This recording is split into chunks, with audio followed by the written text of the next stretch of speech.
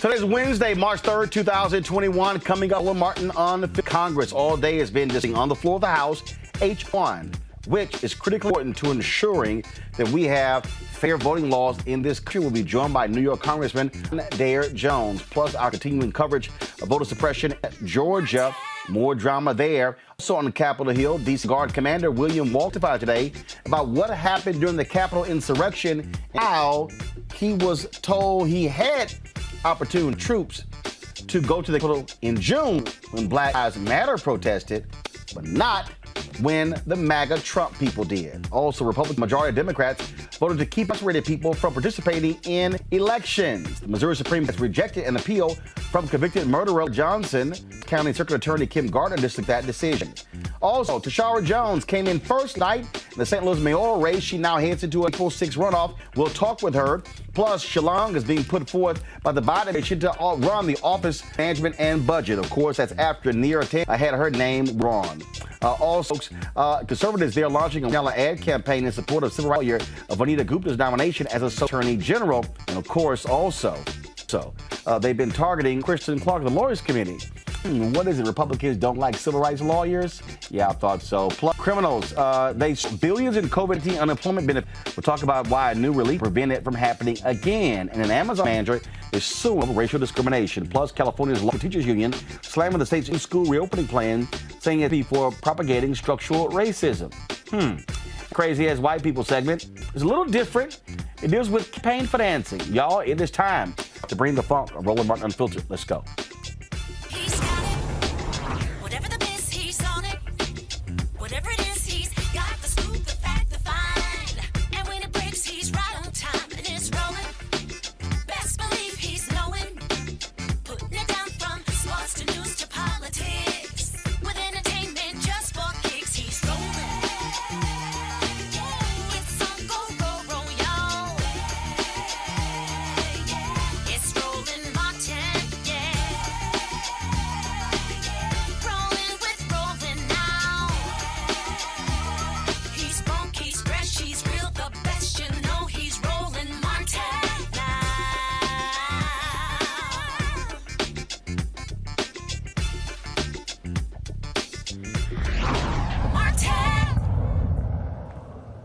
All day today on the House floor, been debating H.R. 1, a voting rights overhaul that would ban gerrymandering, voting rights protections, and impose new rules on campaign finance.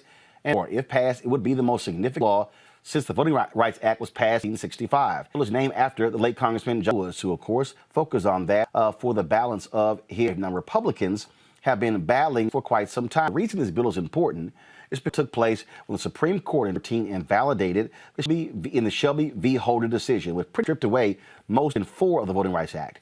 So the court also this week heard challenges to Section 2 of the Rights Act. This bill is important because it stopped a lot of suppression happening in states like Georgia. The question is, will Dems in the Senate, like Kristen Sinema and Joe Manchin and Einstein, stop supporting the filibuster for some insane reason? That's the only way this is going to get passed. Joining me right now is New York Congressman Dare Jones. Glad to have you on Roland Unfiltered, and certainly congratulations on your election. This is called H.R. 1 for a reason. I have been saying after the co-leaf bill, this needs to be first. Next up, the George Floyd Justice Act.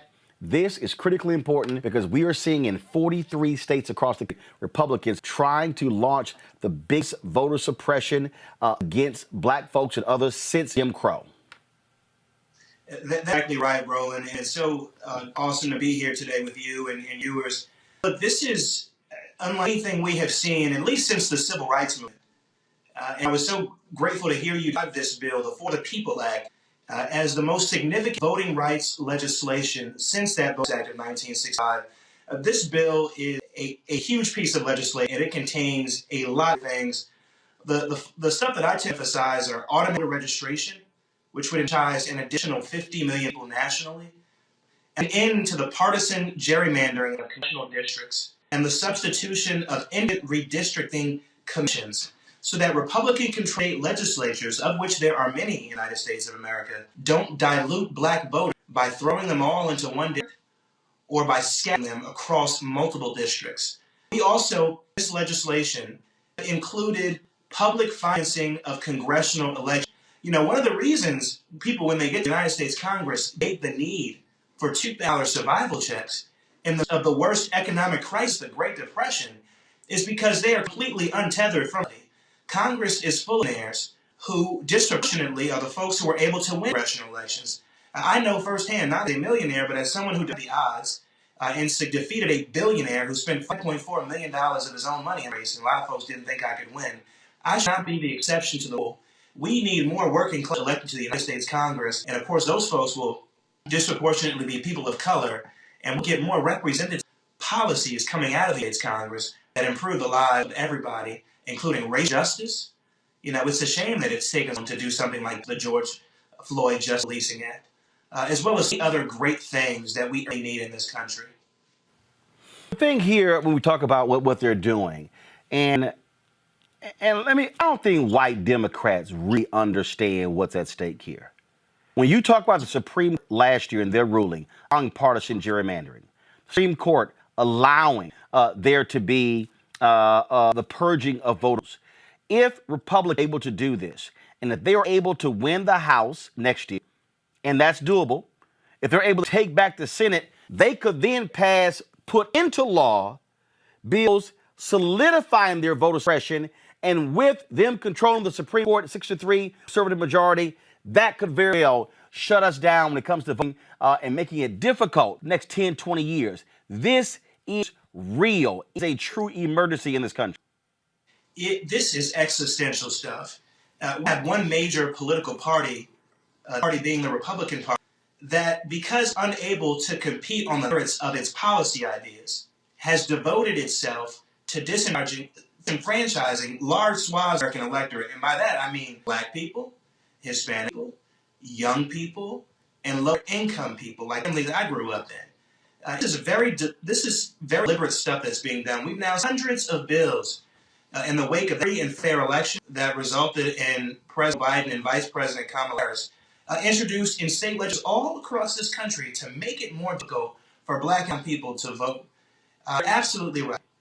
It remains a very real possibility that in a midterm election, as historically has been the case, the party controls the White House will lose the majority in the House of Representatives. We can stop that from happening. The way to do it, pass the For the People Act. Then, of course, in 2 months, it is my expectation that we will HR 4, the John Lewis Vote Enhancement Act. But to your point about the United States Supreme, we've got to build a record to make it most likely to survive constitutional scrutiny, because the same court struck down, that basically Section 5 of the Voting Rights Act in 2013 Shelby decision, conservative today, more hostile to democracy today than it was even in 2010. It's why I'm also proud to be a leading proponent in the United States Congress of expanding the size of the Supreme Court issue of racial justice, among other things. So, Congressman, how in the world do y'all get the attention of Sienna from Arizona, where the case for the Supreme Court is from her state?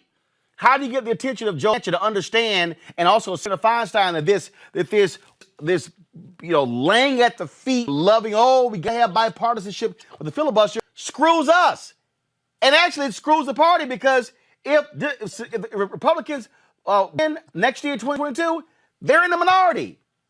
How do y'all get to them to understand that you're not going to get 10 votes? Let's just be real clear.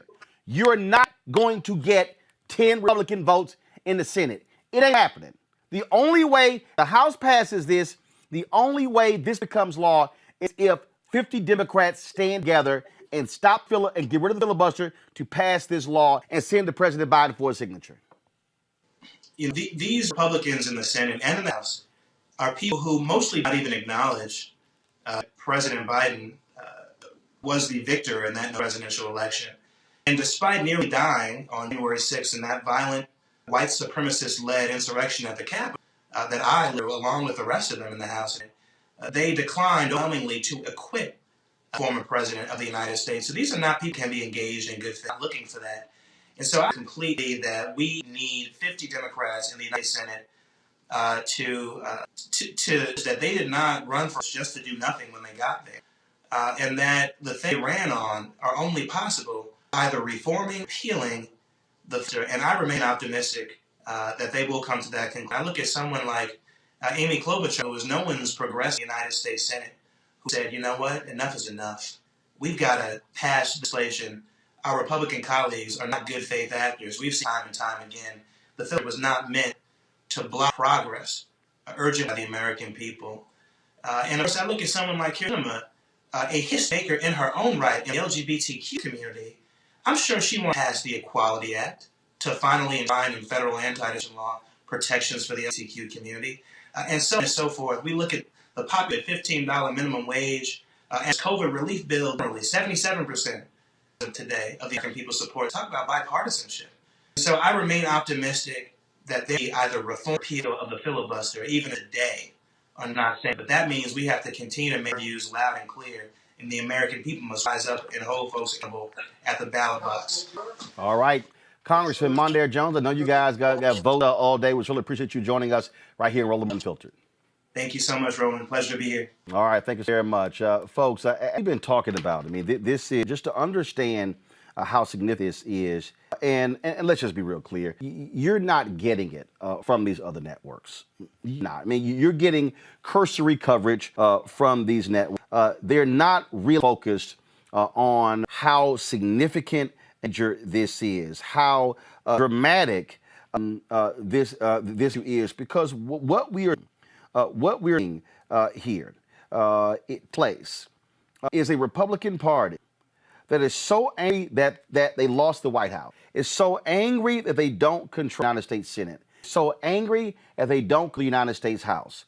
That what they want to do is they want to go even further in terms of make it difficult, make it impossible for folks to win. They admit before, listen to me clearly, they admitted before the U.S. Supreme Court this week.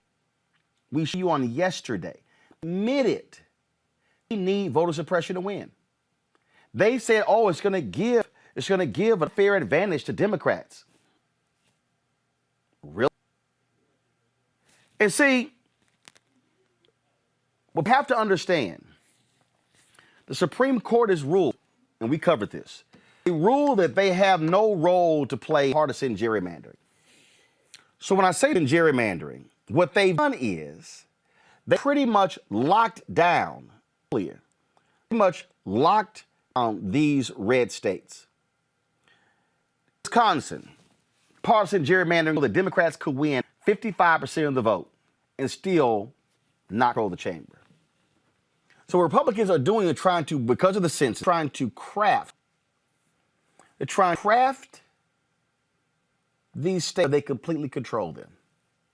So they control the House, the state legislature. Then they control the Senate. Then they control the governor's mansions. Right now, more than 30. They control more than 30 right now. That, folks, is what I need you to understand is going on before us and how major it is. And so when we go beyond the issue of gerrymandering, then we start talking about purging. We start talking about how they will be able, do you understand, literally in Georgia, want to outlaw and make it a minor crime to give people food and water? You understand how crazy this, how nonsensical this is. And what Republicans are doing, I'm just going to play it for you. Here's the idiot from Texas, Congressman Dan Shaw. Listen to their stupidity. Speaker, I rise today in opposition to H.R. 1. And I've always found it interesting that elections are the one thing my colleagues on the other side don't to strictly regulate. See, there's this mythology, it's Democrats, that common sense rules in an election are synonymous with vote suppression. They make it sound like you go through an obstacle course to go vote. This isn't true. It's nonsense, and everybody knows it. Truth is that 4 out of 5 Americans support voter ID laws. Countless Americans have expressed concern because they receive mail-in ballots for people addressed to their homes. They want this fixed, and they don't want the problem to get worse. But this bill makes elections less trustworthy, not more. And trust is everything. When people can see the faults in the process, whether ballots at the wrong house or verification processes, they believe people are cheating. You can't just dismiss that. We have to fix it. But instead, this bill makes permanent the problematic election practices that cause distrust. For example, ballot harvesting, which creates serious chain of custody. Now, I want you, let me just unpack what you just heard. People have questions. They think it's been stolen. So who told them the lie. Folks like Dan Crenshaw. That's like saying, you stole my lunch money. It's pocket. Yeah, but I think you stole it. It's in your pocket. Yeah, but it doesn't matter that it's actually in my pocket. I think you stole it. Y'all, that's what you're doing. Because Donald Trump went out here and running his men, got these fools all hyped up and concerned. I want y'all to new phrase. Integrity. Republican secretaries of state. Republican election chairs all said the election was safe and sound. No, it wasn't. It was not safe. Why do you think it was safe? Because we lost. So you're telling me that had you won, it was safe? Yeah. So you're really not upset because it's unsafe.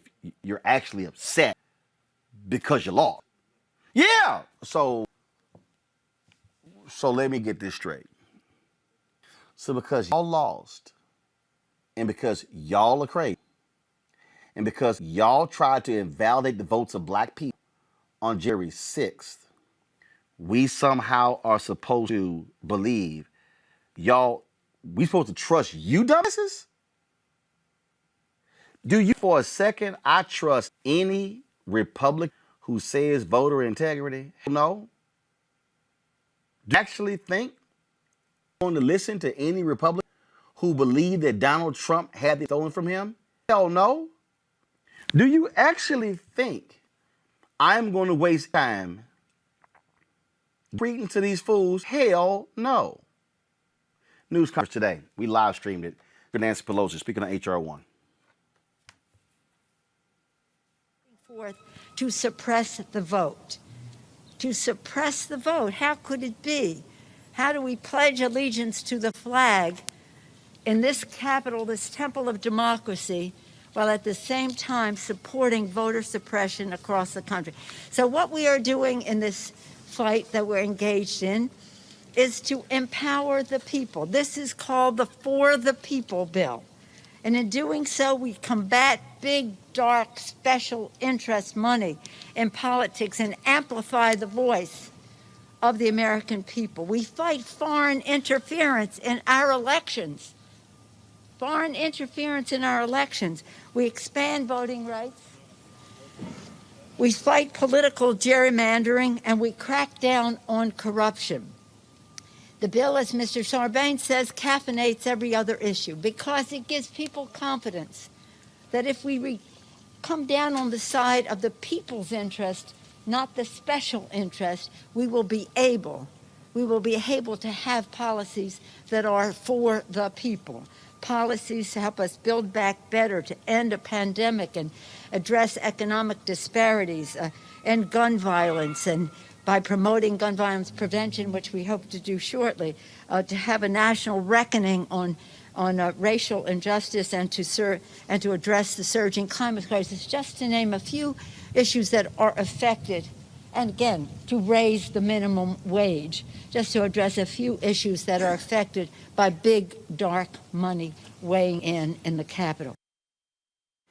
Let's go to my panel. A. Scott Bolden, Chair of the National Bar Association Political Action Committee, Presley, Crisis Manager and Law, Robert Patillo, of course, with the Rainbow Push Peachtree Street Project in Atlanta. All right, folks, let's really unpack this, and I want to start with this here. Who the hell needs to have a coming to Jesus conversation with Sinema, Manchin, and Feinstein? Is it Schumer? Is it Biden? Because I'm going to tell you right now, Robert, the same Democrats, they are asking for 50 to 100,000 people to come to D.C. and let them feel that heat. If they sit here and not move on this bill once it gets past the House. You're absolutely right. You know, there's a line from Hamilton where they say we're in a battle for our nation's very soul. That's where we're at as America. And it's no longer Republicans and Democrats. It's the American people, the MAGAs. And they are not going to give up, not going to stand. They will fight to the death. The Libertarian Party has decided to no longer be a political party. And let's just look at the numbers. The last 17 years, Republicans have not won the pop in any presidential election since 2004. Our high school seniors who have never seen a win the popular vote in the presidency. If you want to go back further, before 2004, it was 98 the last time the Republicans won their vote in America, meaning the last 32 years won the popular vote one time. Right now, the Republican senators represent about 41 million fewer American people than the 50 senators. So what they understand, they are no longer a majority party. They represent majority ideas in the American people. And for that, we have to use things such as racial gerrymandering, voter suppression, and other schemes in order to win elections. Donald 2020 did not even attempt the popular vote. He simply carved a thin electoral map that would win re-election for about 66,000 people. 66,000 was really the margin of victory for Biden, because even though he won by 7 million votes, it really came down to about 66 votes in the swing states of Georgia, Pennsylvania, Arizona, and Nevada that won him the election. So what Republicans understand is they can and will not allow anything such as the John Lewis Act to go through. Cannot and will not allow any initiatives to reform the vote, because if there was a fair election system in America, as Trump said, if we had to that level, we'll never win again. As Ted Cruz said, if you allow that many people to vote, we will win elections. As was Supreme Court today with regards to the air voter suppression laws, that they are at a competitive advantage the more people that vote. So for these reasons, I think you have to Feinstein and Sinema and Manchin and help understand that your political is not as important as the future of democracy. Your political is not as important as the republic. And if you have to go down in 2022, supported the cause of justice and diversity in this nation, then so be. Stand up for what is right and move the nation forward. And until and unless happens, we will end up with a mere minority rule that pervades to the most extreme of society. And that is where we are at now. We're simply accept mathematics and simple physics, which says Trump lost the election. Those people around you have to end the filibuster. Is legislation passed. The thing here, Monique, is if you're cinema, your ass will lose in 2020 if no action is taken. This section 2, they're targeting Latinos in the West. That's how she won. That's how Mark Kelly won. That's how Biden won. I mean, I'm just trying to understand, what the hell world are they living in than the rest of us? Do they not see what Republicans are trying to do all across the country? In Arizona, the governor expanded the state Supreme Court 3 or 4 years ago.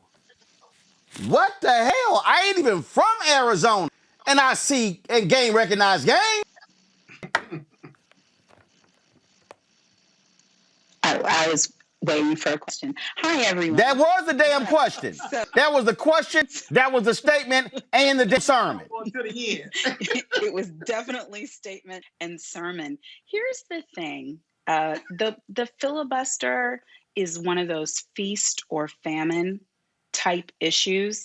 And sometimes our members of Congress are thinking about, yes, we want to get rid of it now because it helps us as we are in power. But if we are not in power in 24 months, what will things look like? How many things will be pushed through, railroaded through, that we would have wished we had the power to stop? So I don't think it is that these particular members are ignoring their constituency or don't stand for these concerns. We know that they do. We know the history of these members. These are things, issues that they support and legislation that they support.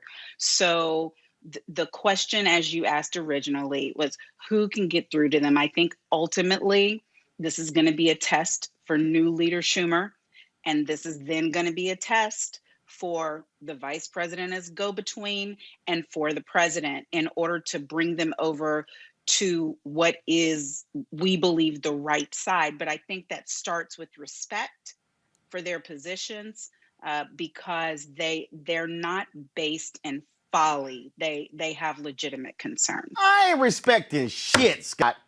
No. Here's the deal. Republicans had no problem getting rid of the filibuster for Supreme Court justices. Now let's go back. They love to say Harry Reid is the reason why we have the problem. No, Senator Harry Reid, when he was majority leader, he said, Republicans, y'all are stopping Obama's district judges. Y'all are stopping the circuit judges. Okay? Reid said, kept waiting, he kept pleading. Republicans like, hell no, we blocking everybody.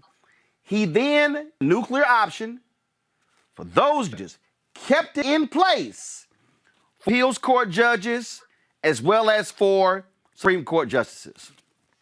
Republicans, it's not right, it's not fair, this is just wrong, you shouldn't be doing this, this is against our rules, this is not partisanship. So what happened? McConnell blocked Merrick Garland. They say we like Trump wins, he gets the seat. All of a sudden, Ruth Bader Ginsburg dies. What did McConnell do? Did McConnell respect the filibuster? Did McConnell, was he concerned about the norms and procedures and the process? Was McConnell concerned? Follow me here to what Monique just said. Was McConnell worried about them losing in 2020? Yeah, that's why he did it. And guess what they got? A Supreme Court justice who's young, who they want to be there for the next 40 years. Republicans say, yo, we might lose, but while we got the power, we gonna exercise the power. That's what you do.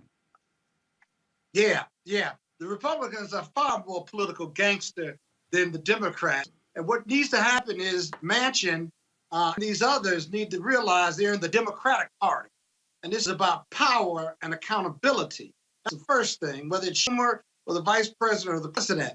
Because here's the thing with H.R. 1. Those three, it helps them in the Senate. It helps them get reelected. It doesn't cost them their seat. That expands the votes. And most of those people, those voters, I don't care what jurisdiction it is, voted for the Democrats when the Democrats are being suppressed by the Republicans in their home states. And so this expands it. So it's illogical for them to say, I don't want the filibuster when the Republicans from that political gangster party does it. Then we want to have a conversation about policy and righteousness and equality. No, we need some political gangster on our side and say, listen, yes, this is going to be a power move because we don't know 2022 how. We got to get these in as far as the law for fairness, justice, and equality so that more Democrats get elected in 2022, 24, and 26 and beyond. And we don't know how long this power is going to last because Mitch McConnell and the Republicans would certainly take that view and could care less about being right. All they care about is power. And we need some political gangsters on the Democratic side to feel the same way. You don't go to a gunfight with a knife. We keep showing up with knives. Republicans got guns, right? We need some gunners on our side and just be gangster about political power while we have it. Georgia State Representative Calvin Smyer joins us right now. Representative Smyer, you're having to deal with this as we speak. You're seeing gangster Republicans use their power for that power. Are you calling on Sinema Feinstein to stop tripping on the filibuster and say we will pass this voting bill? Because otherwise, if the Democrats in Congress do not pass this bill, y'all are screwed in Georgia. Black folks are screwed in North Carolina, as well as in Florida and other states. Well, the front that we're facing now, Martin, Roland, is the attempt to roll back the gains that we made in the state of Georgia. The bill that we just, I'm on the special committee for integrity that was just recently appointed. Just voted a couple of days ago on House Bill 531, which was the regret suppression bill that passed on the floor of the House. So any help we get naturally from Congress, we welcome it. But we had a difficult fight on the House as we looked at issues that deal with early voting. And anytime you cause voter confusion, they cause a voter suppression. So we're trying our best to fight back here in Georgia as it relates to all the bills that are coming forth. We had 9 bills introduced in the Georgia House based on the voting in the last election. So that's what we're dealing with here in the state of Georgia as we speak. And let's be clear here. What's happening in Georgia, they have the power. They control the House. They control the Senate. They control the governor's mansion. In their own bill, they are stripping power from the Republican Secretary of State because they're mad that he believed fairness and not partisanship. They don't give a damn about rules. Yeah. Well, you make a point there. The Secretary is elected statewide as the chief election officer in our state. And the bill that just was passed, a governor would appoint a civilian, an individual to oversee the election. And when they do, they become chairman of the state election board. So why do you need a Secretary of State when you're going to appoint one that will oversee the elections in Georgia? And to me, that is so contrary, and that's total bad public policy.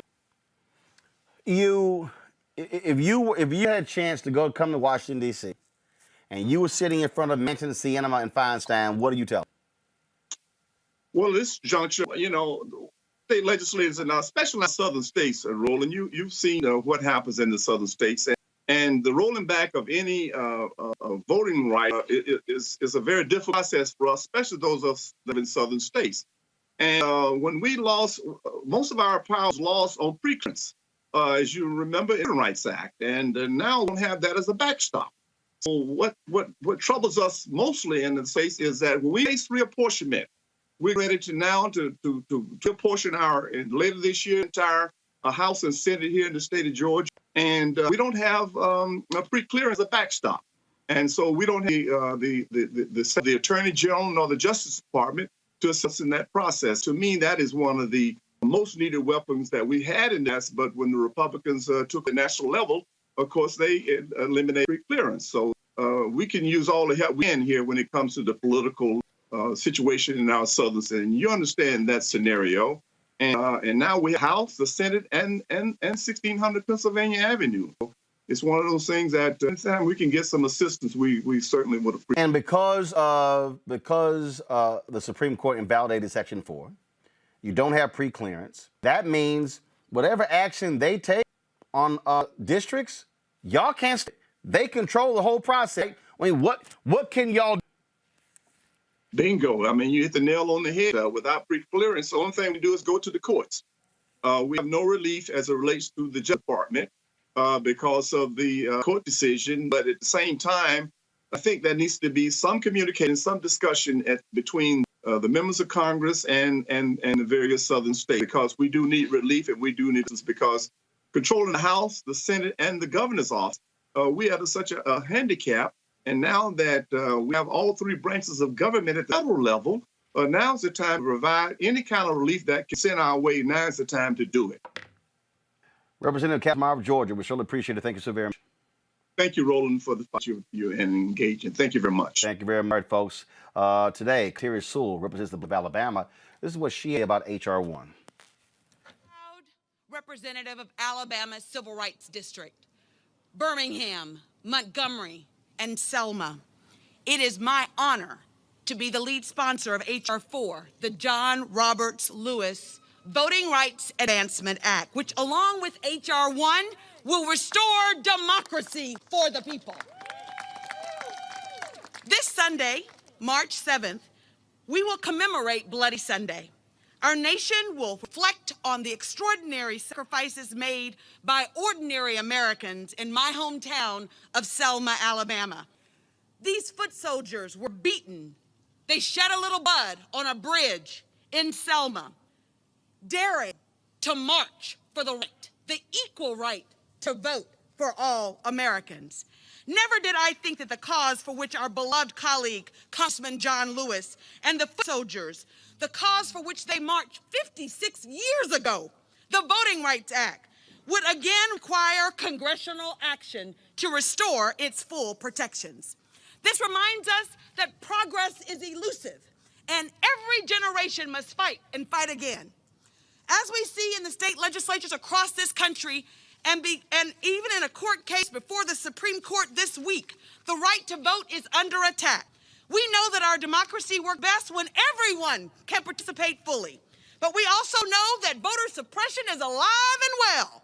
Old battles have become new again. The legacy of the foot soldiers like John Lewis requires that we pick up that baton, and the baton of voter access, the baton of voter equality, and we continue the next leg. Their cause is now our cause too. Progress is only made when we demand it, when we fight for it. John said, ours is not a struggle of one day, 1 week, or 1 year. Ours is a struggle for not just one judicial appointment or presidential term. Ours is a struggle for a lifetime, and each and every one of us must do our part. We in Congress, we leaders must lead, but every American must vote. We need to make sure that access to the ballot box is assured by everyone. As I close, I am reminded of John's last visit to the bridge. Every year we had an opportunity with John and Faith in Politics to go on a pilgrimage. John, last year was the 55th anniversary, and many of us didn't think he was going to attend, but he did. He did. John fights for what he believes in, and he stands up in times of good trouble. I want to remind all of our colleagues of his last call to action on that day. Stricken with cancer, John said, never give up, never give in. We must keep our eyes on the prize. We must pass H.R. 1 and H.R. 4 and truly restore democracy to America for the people. Robert, final round of comments on this here. Again, this represents an existential threat. If Democrats Senate don't take this, they are guaranteeing they're going to lose in 2022. You talk about the opportunity, Pennsylvania, North Carolina, Wisconsin. They could pick up 3 seats to expand that majority from 50 to 53. If they don't have the protection, they could lose anywhere from 3 to 4 seats. Well, let's understand something. If the president wants the filibuster to go away, filibuster will go away. If Chuck Schumer wants filibuster to go away, the filibuster away. There's a story of when they were passing the Civil Rights Act before. He couldn't get a senator on the phone that he'd weigh his vote. So they said Jay went to the senator's office, a man's desk butt naked with a cowboy on, and waited for the senator there, and then said, "I'll see you for me." Guess what? They got the bill passed, saying that we need to go through those structures. But you can go through a senator such as or Joe Manchin. Doesn't want to vote to end the filibuster, or even Feinstein, you can remove their committee assignments. You can bump them down the rankings. There are various legislative means that can be taken, but it starts with the president's statement saying that he believes that it's worth it, that is needed, the filibuster, and instructs us to do so. I think if they do, then that is the way that you will get to come on board and how we can finally pass some of these in the Senate. Monique, I think President Joe Biden is still operating that the Senate today is the Senate when he was there. No, it ain't. I don't think that. Well, he sure as hell act like it. I mean, he's not obtuse. He's not dumb. He's not ignorant. He's not somebody who doesn't pay attention to news. He's not somebody who doesn't know people. He's not somebody who isn't an astute politician. But hold on. If that's all true, then if that's all true, why did he say during the campaign that, I think when Donald Trump is no longer there, Republicans are going to return to the Republican Party that they were before? They haven't. He didn't say they would return to the Republican Party that they were before. He said it would be easier to work with them, and I think that will prove true. No, he actually said they will return to the Republican Party before. That's what he said. I mean, that's not good either. But my point is, I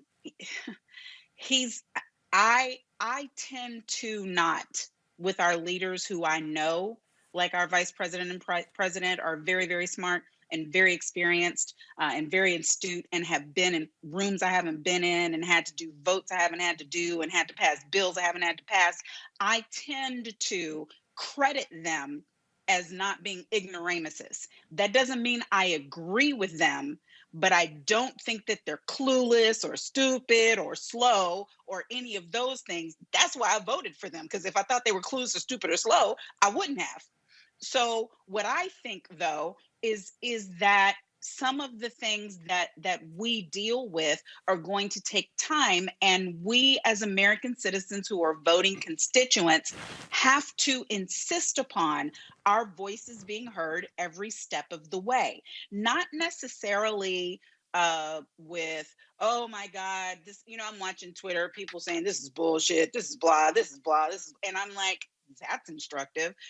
But with what we said we were going to do, hold them to the fire and make our voices known, make our desires known, so that there is no option but to go forward on the things that are essential. And this is one of those times. I don't disagree with Robert.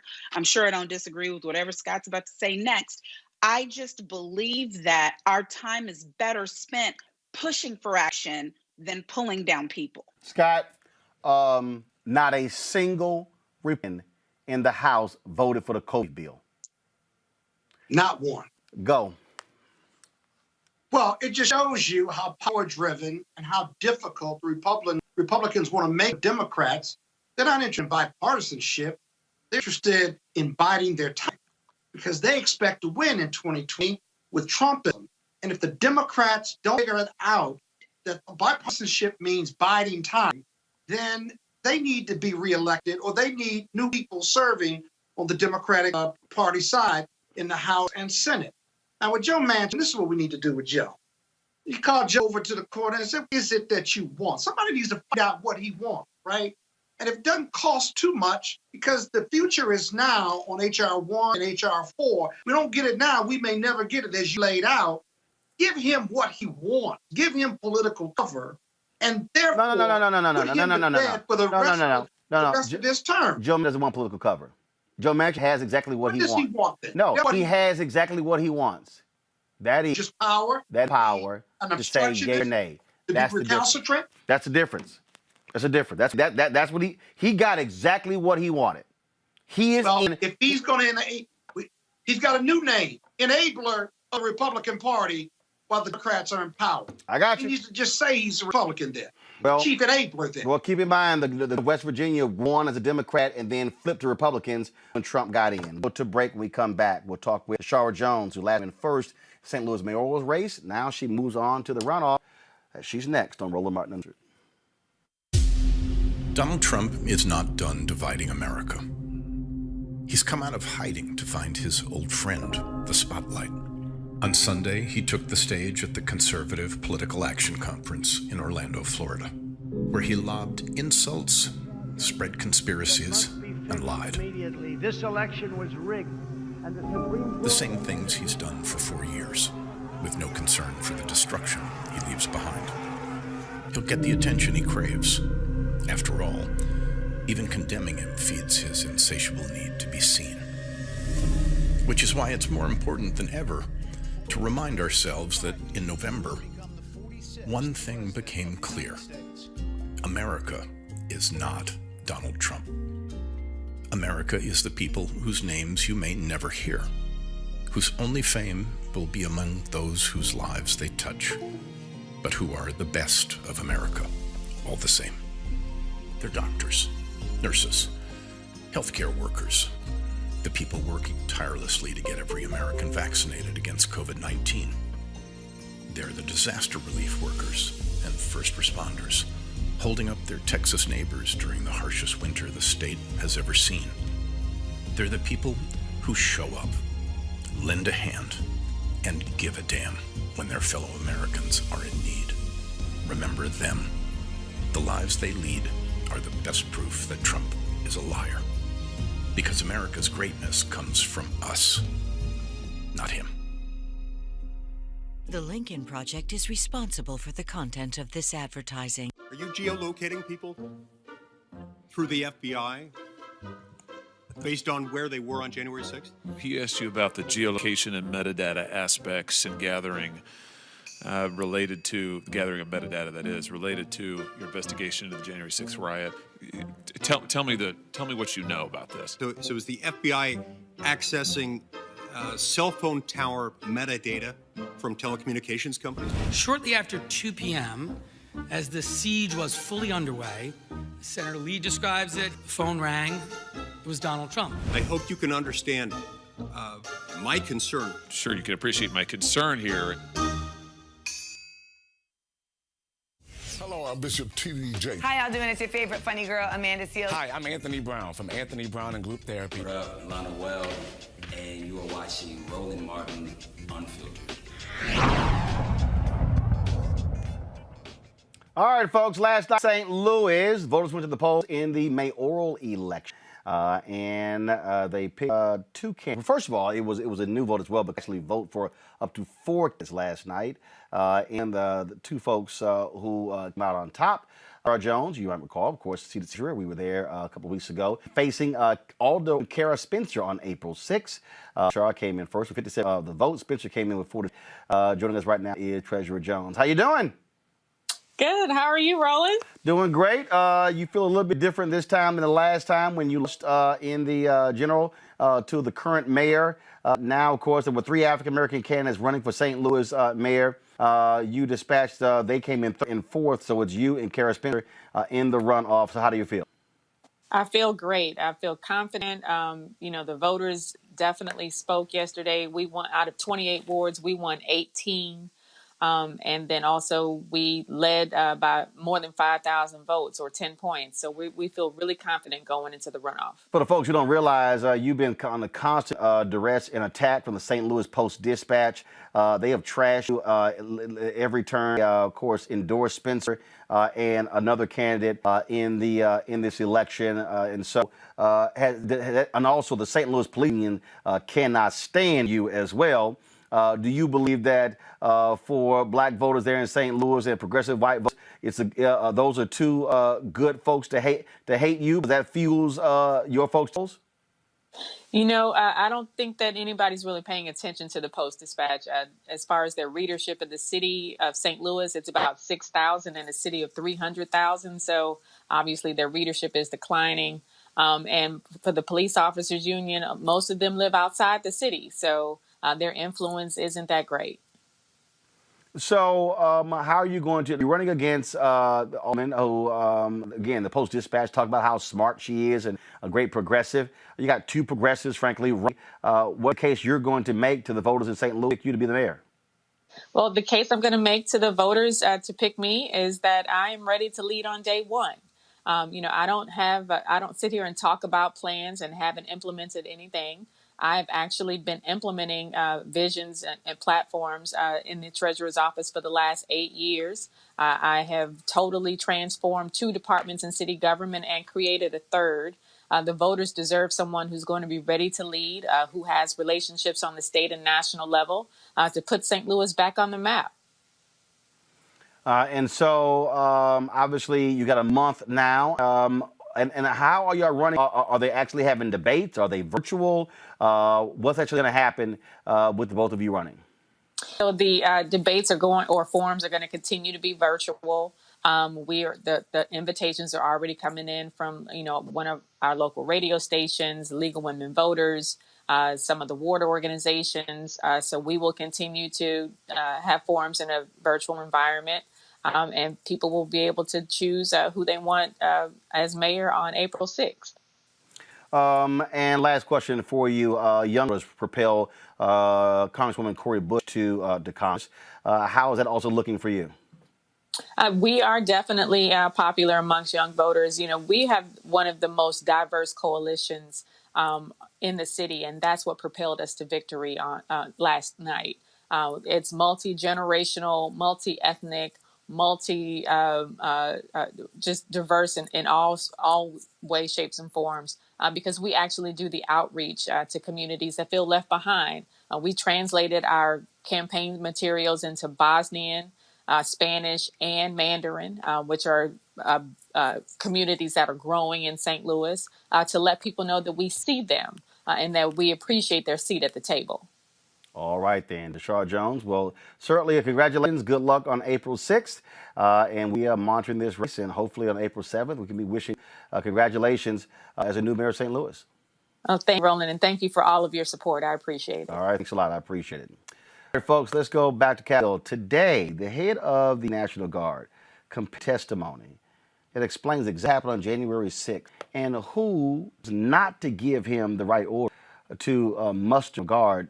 But listen to what he says, what they said to him when Black Lives Matter protested in D.C. I appreciate the opportunity to appear before you today to discuss the events of January 6th, a dark chapter in our nation's history. I was personally sickened by the violence and destruction I witnessed that fateful day, and the physical and mental harm that came to U.S. Capitol Police officers and Metropolitan Police Department officers, some of whom I met with later that evening, and I could see the injuries that they sustained. It is my hope that my recollection of the events and my presentation of the facts as I know them will help your committees in its investigation and prevent such tragic events from ever occurring again.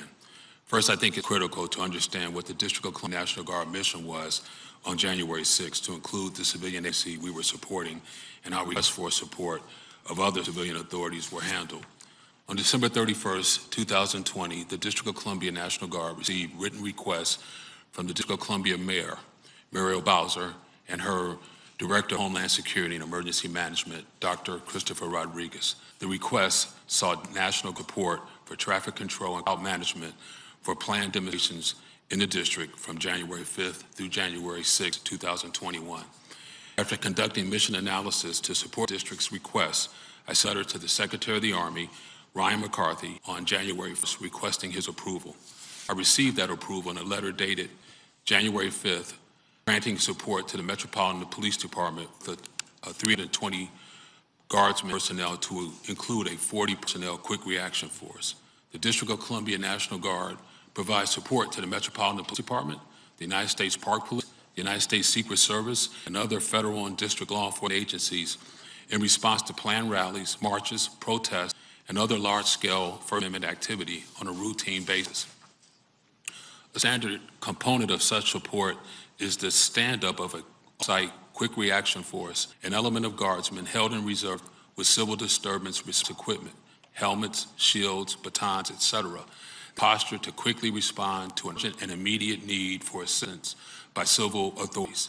The Secretary of the Army's January 5th letter to me held that authority for me to deploy a quick reaction force. Additionally, the Secretary of the Army's memorandum to me required that a concept operation submitted to him before the employment of a quick reaction force. I found that required to be unusual, as was the requirement to approval to move guardsmen so the Metropolitan Police Department to move from one traffic control point to another. At 1:30 p.m. on January 6th, we watched as the Metropolitan Police Department began to deploy officers to support the Capitol Police. In doing so, the officers began to withdraw from the traffic control points that were jointly manned with District of Columbia Guardsmen. At 1:49 p.m., I received a frantic call from then Chief of United States Capitol Police and Son, where he informed me that the security perimeter of the United States Capitol had been breached by hostile rioters. Chief Son, his voice cracking with emotion, indicated that there was a dire emergency at the Capitol, and he requested the immediate assistance of as many available National Guardsmen that I muster. Immediately after that 1:39 call, I alerted the U.S. Army seniorship of the request. The approval for Chief Son's request would actually come from the Acting Secretary of Defense and be relayed to me by Army seniors at 5:08 p.m., about 3 hours and 19 minutes later. I had already had guardsmen on buses at the Armory ready to move to the Capitol. Consequently, at 5:20 p.m., less than 20 minutes, the District of Columbia National Guard arrived at the Capitol and were being sworn in by the United States Police. We helped establish the security perimeter at the east side of the Capitol to facilitate the resumption of the joint session of Congress. In conclusion, I am grateful for the guardsmen from the 53 states and territories who supported the District of Columbia National Guard Operation Capitol Response, helped to ensure a peaceful transition on January 20th. In particular, I am grateful for the timely assistance from our close neighbors from Virginia, Delaware, Maryland National Guard, augmented D.C. National Guard forces in establishing the security perimeter. I am honored to lead these citizens and airmen. These are your constituents, many of whom left behind their families, careers, their education, their businesses, to help ensure the protection and safety of the United States Capitol, those who serve in it every day. General Walker, I'll start my questioning by going back in time a little bit prior to the events on on January 6th. So my question is, in June of 2020, as violence was escalating during the summer protest, were you able to immediately receive approval from the Secretary of the Army and the Secretary of Defense to deploy National Guard to assist law enforcement at that time? Senator Peters, I was. Yes, sir. The Secretary of the Army was with me for most of that week. He came to the Armory. I was in constant communication with when we were not together. So you were immediately able to receive approval June of 20. From your testimony, I want to be clear. Were you able to immediately receive approval from the Secretary of the Army and the Secretary of Defense to deploy the National Guard on January 6th? No, sir. In your opening remarks, you said that a January 5th memo was unusual. Could you explain to the committee why it was unusual and what was the impact of the memo that you received on January 5th?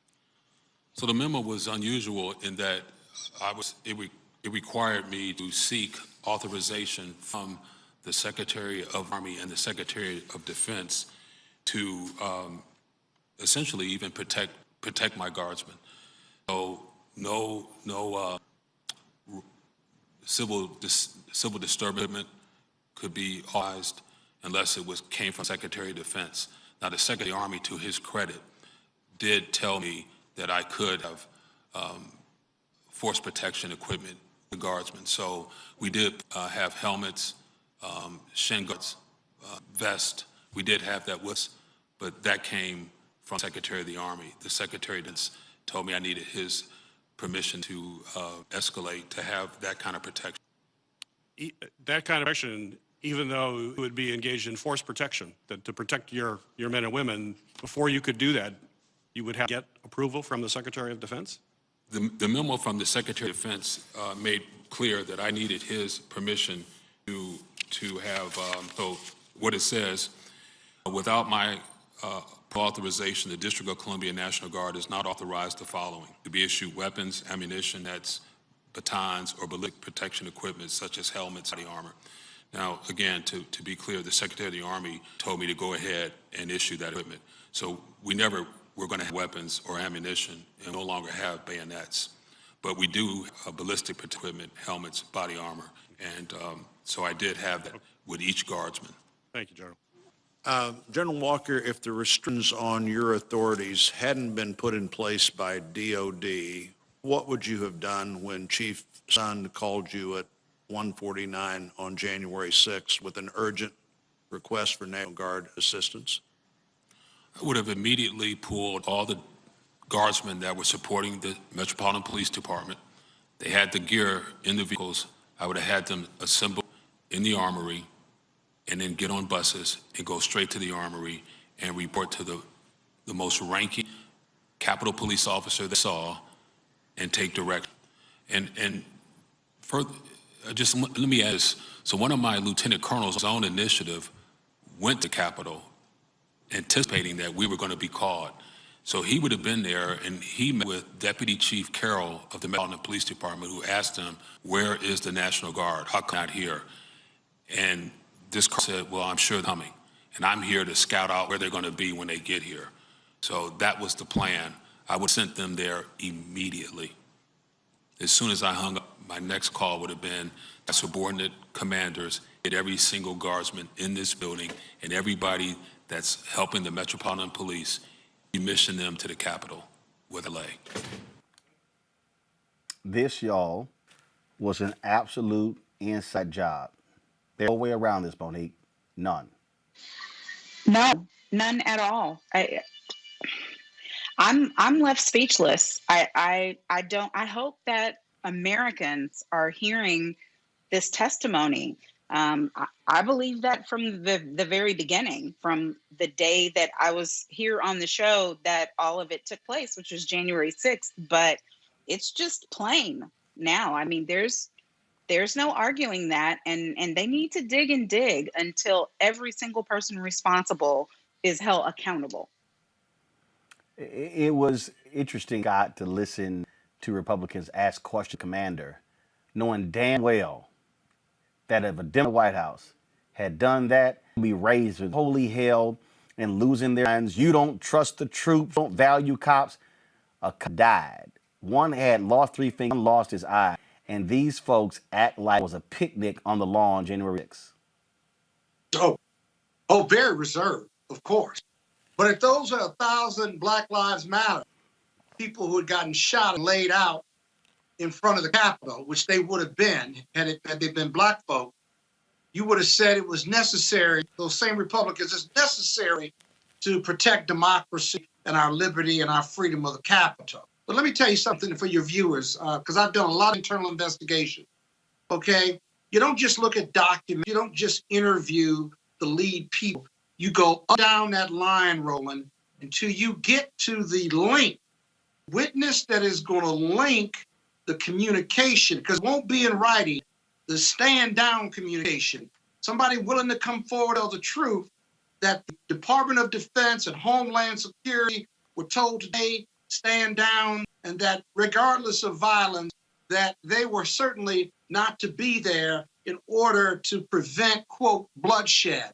And that is an order that came directly from the White House. And if you investigate it long enough, if you set up the commission, you hire outside counsel, and you're really thorough because you wanted the truth, that's what the ultimate report will say. It won't be conspiracy theorists. It'll be factually based. And then that needs to be published, right? And then the bad actor need to be prosecuted. Because you're just touching the surface based on the testimony, the public testimony. They need to go behind closed doors with hundreds of witnesses until you get to the link we have not heard. The actual witness that says, I was in the room when the order to stand from the White House came in. It's coming. Just sit tight. Robert, to sit there and watch co-conspirators ask questions is pretty funny and pretty ballsy.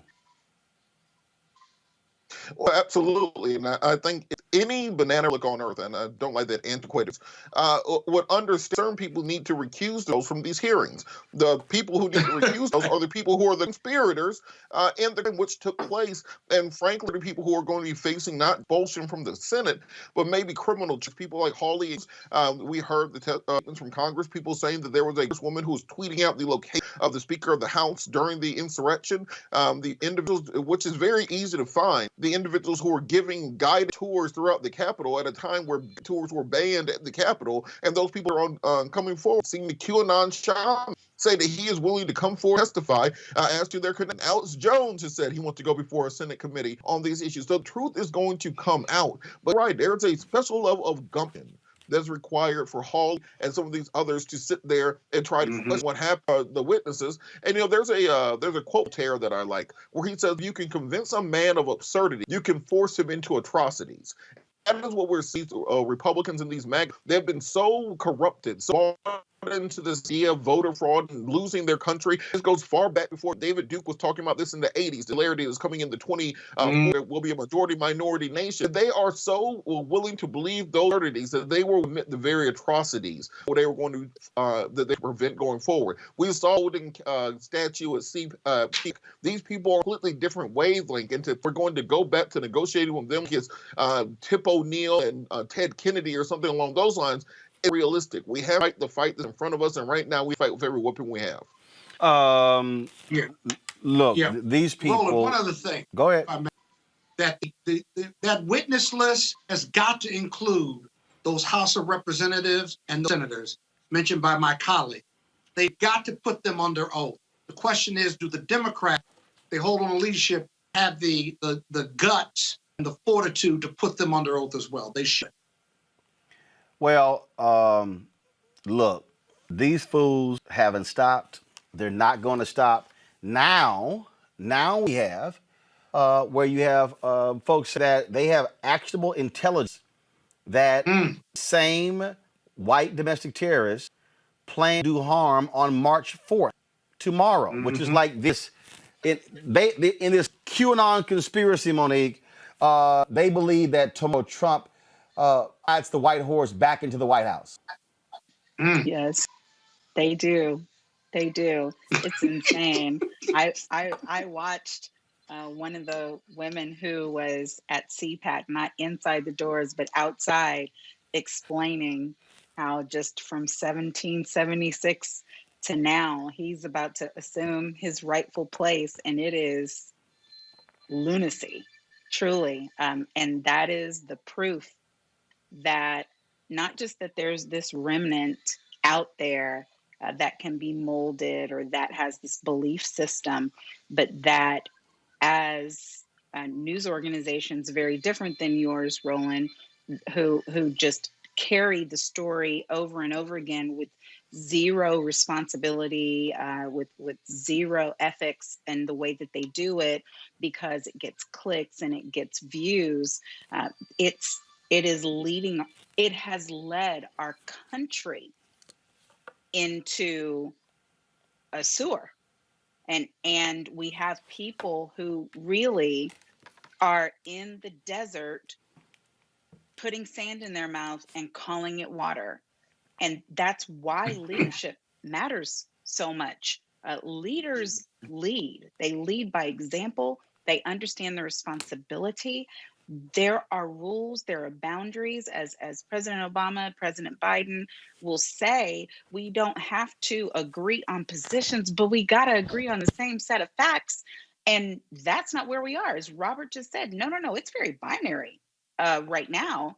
They're in an entire different world. They have created one for themselves with an alternate type of system and facts. And anytime they start losing people, they create. So see, it was supposed to happen on Inauguration Day.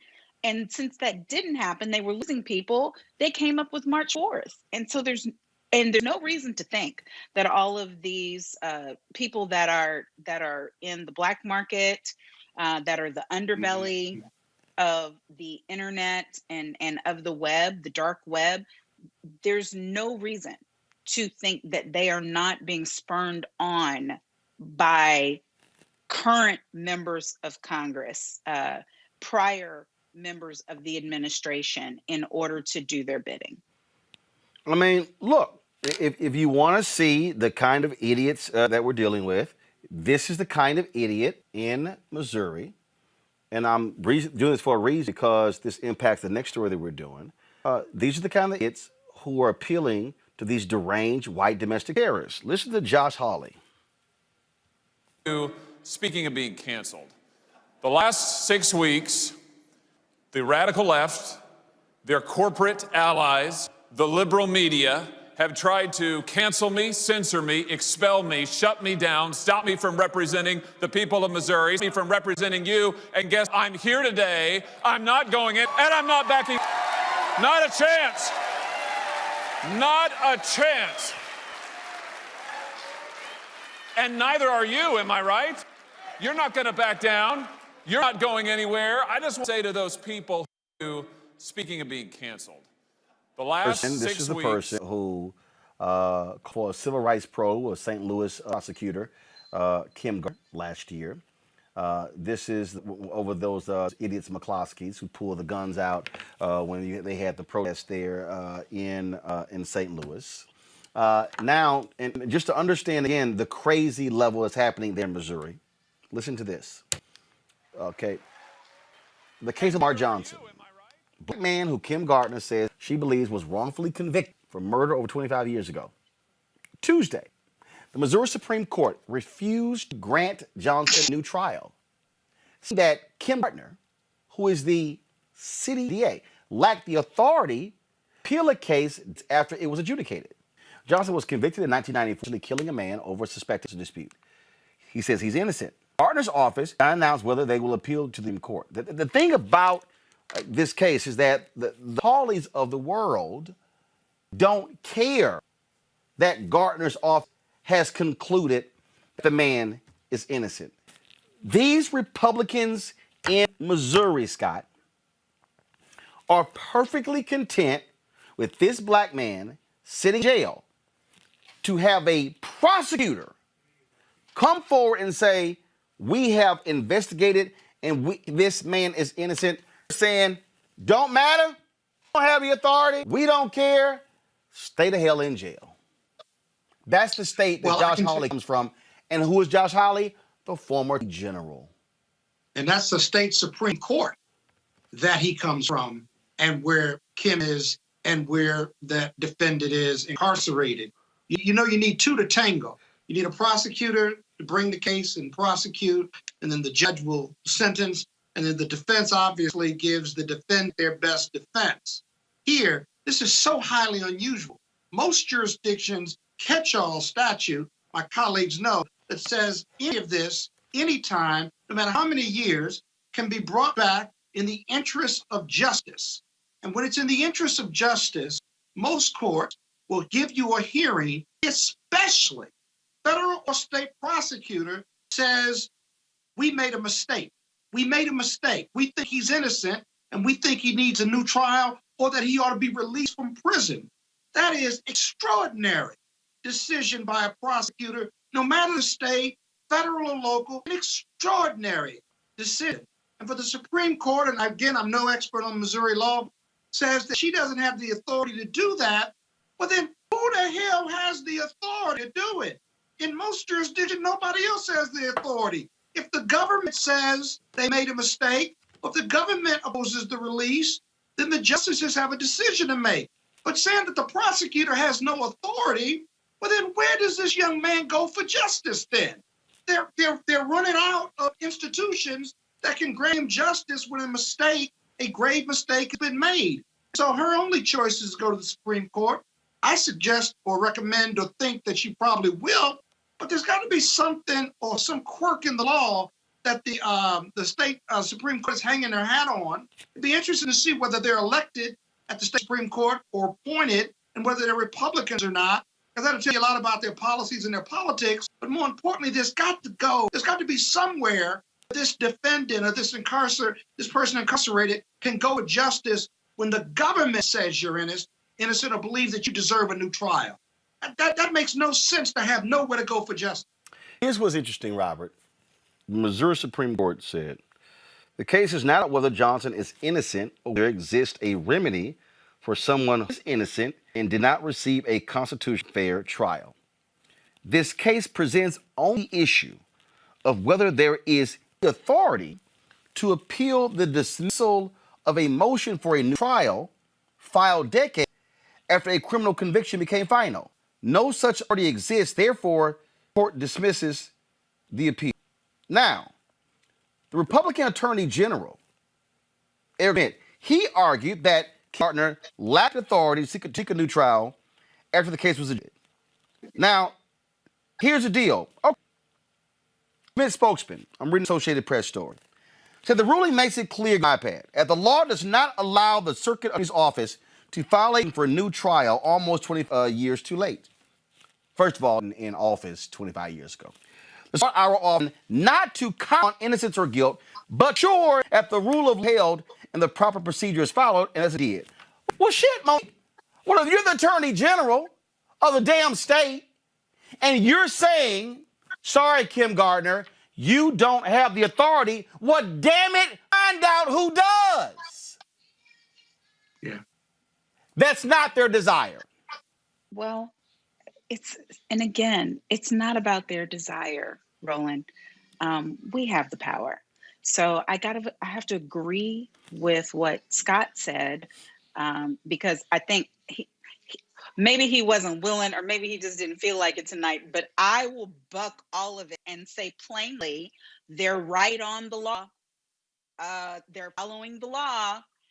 She is 25 years too late, not her, but the office is 25 years too late according to the law as it exists now in the state. That doesn't mean that there's not a remedy in equity. He's got to have somewhere to go for justice, Monique. Where does he go? I'm not saying there's not somewhere to go. I'm saying where they went is not it, Scott. And we know that because we are looking plainly at what the law says. So where do you go? Okay, so here's the deal. Where does he go? Where do you go? You got to change the law, right? Don't you have to change the law? And don't you, while you're trying to change the law, bring all these brilliant minds, like Scott and Robert and Ben and me and whoever, don't you bring them to bear and maybe look 20 years back and try to figure out, here's my first idea that I'm just going to throw out. look and see if there was insufficiency of counsel, because if there was insufficiency of counsel when it was supposed to be filed, maybe we can peel back time that way. And so maybe it's not in this DA's office, but this DA's office, this circuit county attorney has brought it to light, and now we've got to scavenge our way. But see, we can't expect them to do what they're not supposed to do. What we have to do when there is an unjust law is change it. Okay, but hold up. Okay, but here's the deal, though. First of all, wait. So here's the deal, Robert. This is the AP story. Gardner said there was misconduct by one of her office's former prosecutors. That secret payment to the witness that police certified in testimony. Well, damn. You're absolutely So he got to right. sit in jail? Wait. And Robert, go ahead. Well, to Nick's point, let's understand that if the law, what the law says, then change the damn law. That seems like that's something they could quit fast and in a hurry. We're talking the Republican Missouri legislature. Right. Roland, okay. I understand, but I started watching this show a couple weeks ago called WandaVision. And it's a show, the White House is everything. And then she goes crazy. She creates her own world in her own universe where she's a troll.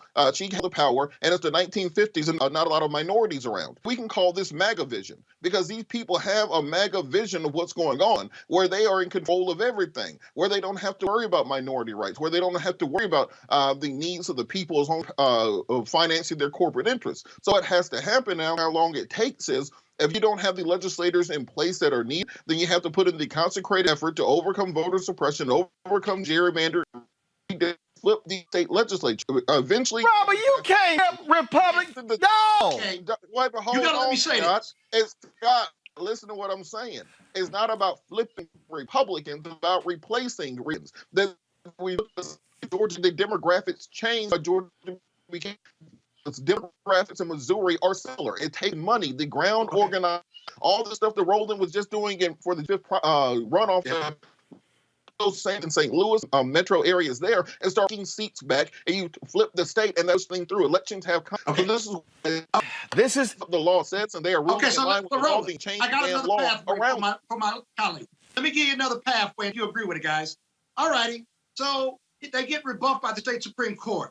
There is no time limitation on obtaining a writ of habeas corpus. That is, they filed with the federal court to produce the body, if you will. A federal judge in Missouri who has a lifetime appointment orders the body be produced, the incarcerated be produced.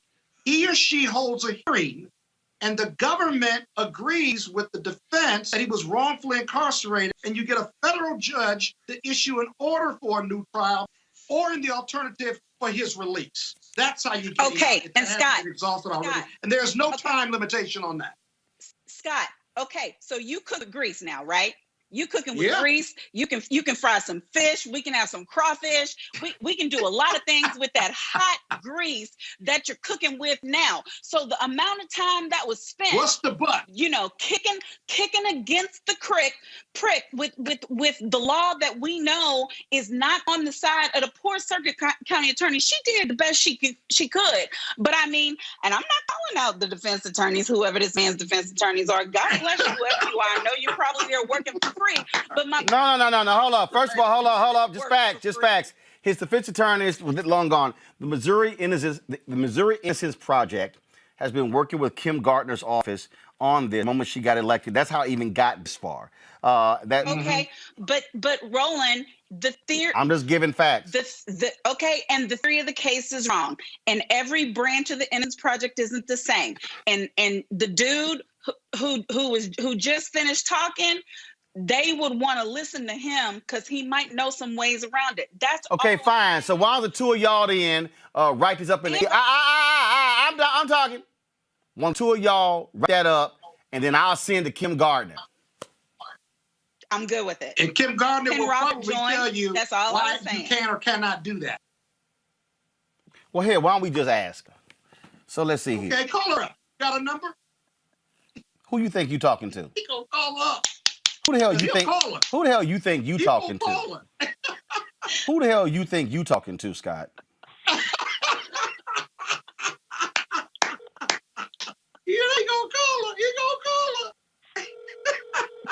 get somewhere. I'm excited about Hey, Kim. this. How you doing? Hey, I'm on the air right now, and we talk about this. I'm literally on the air. We talk about the Lamar Johnson case.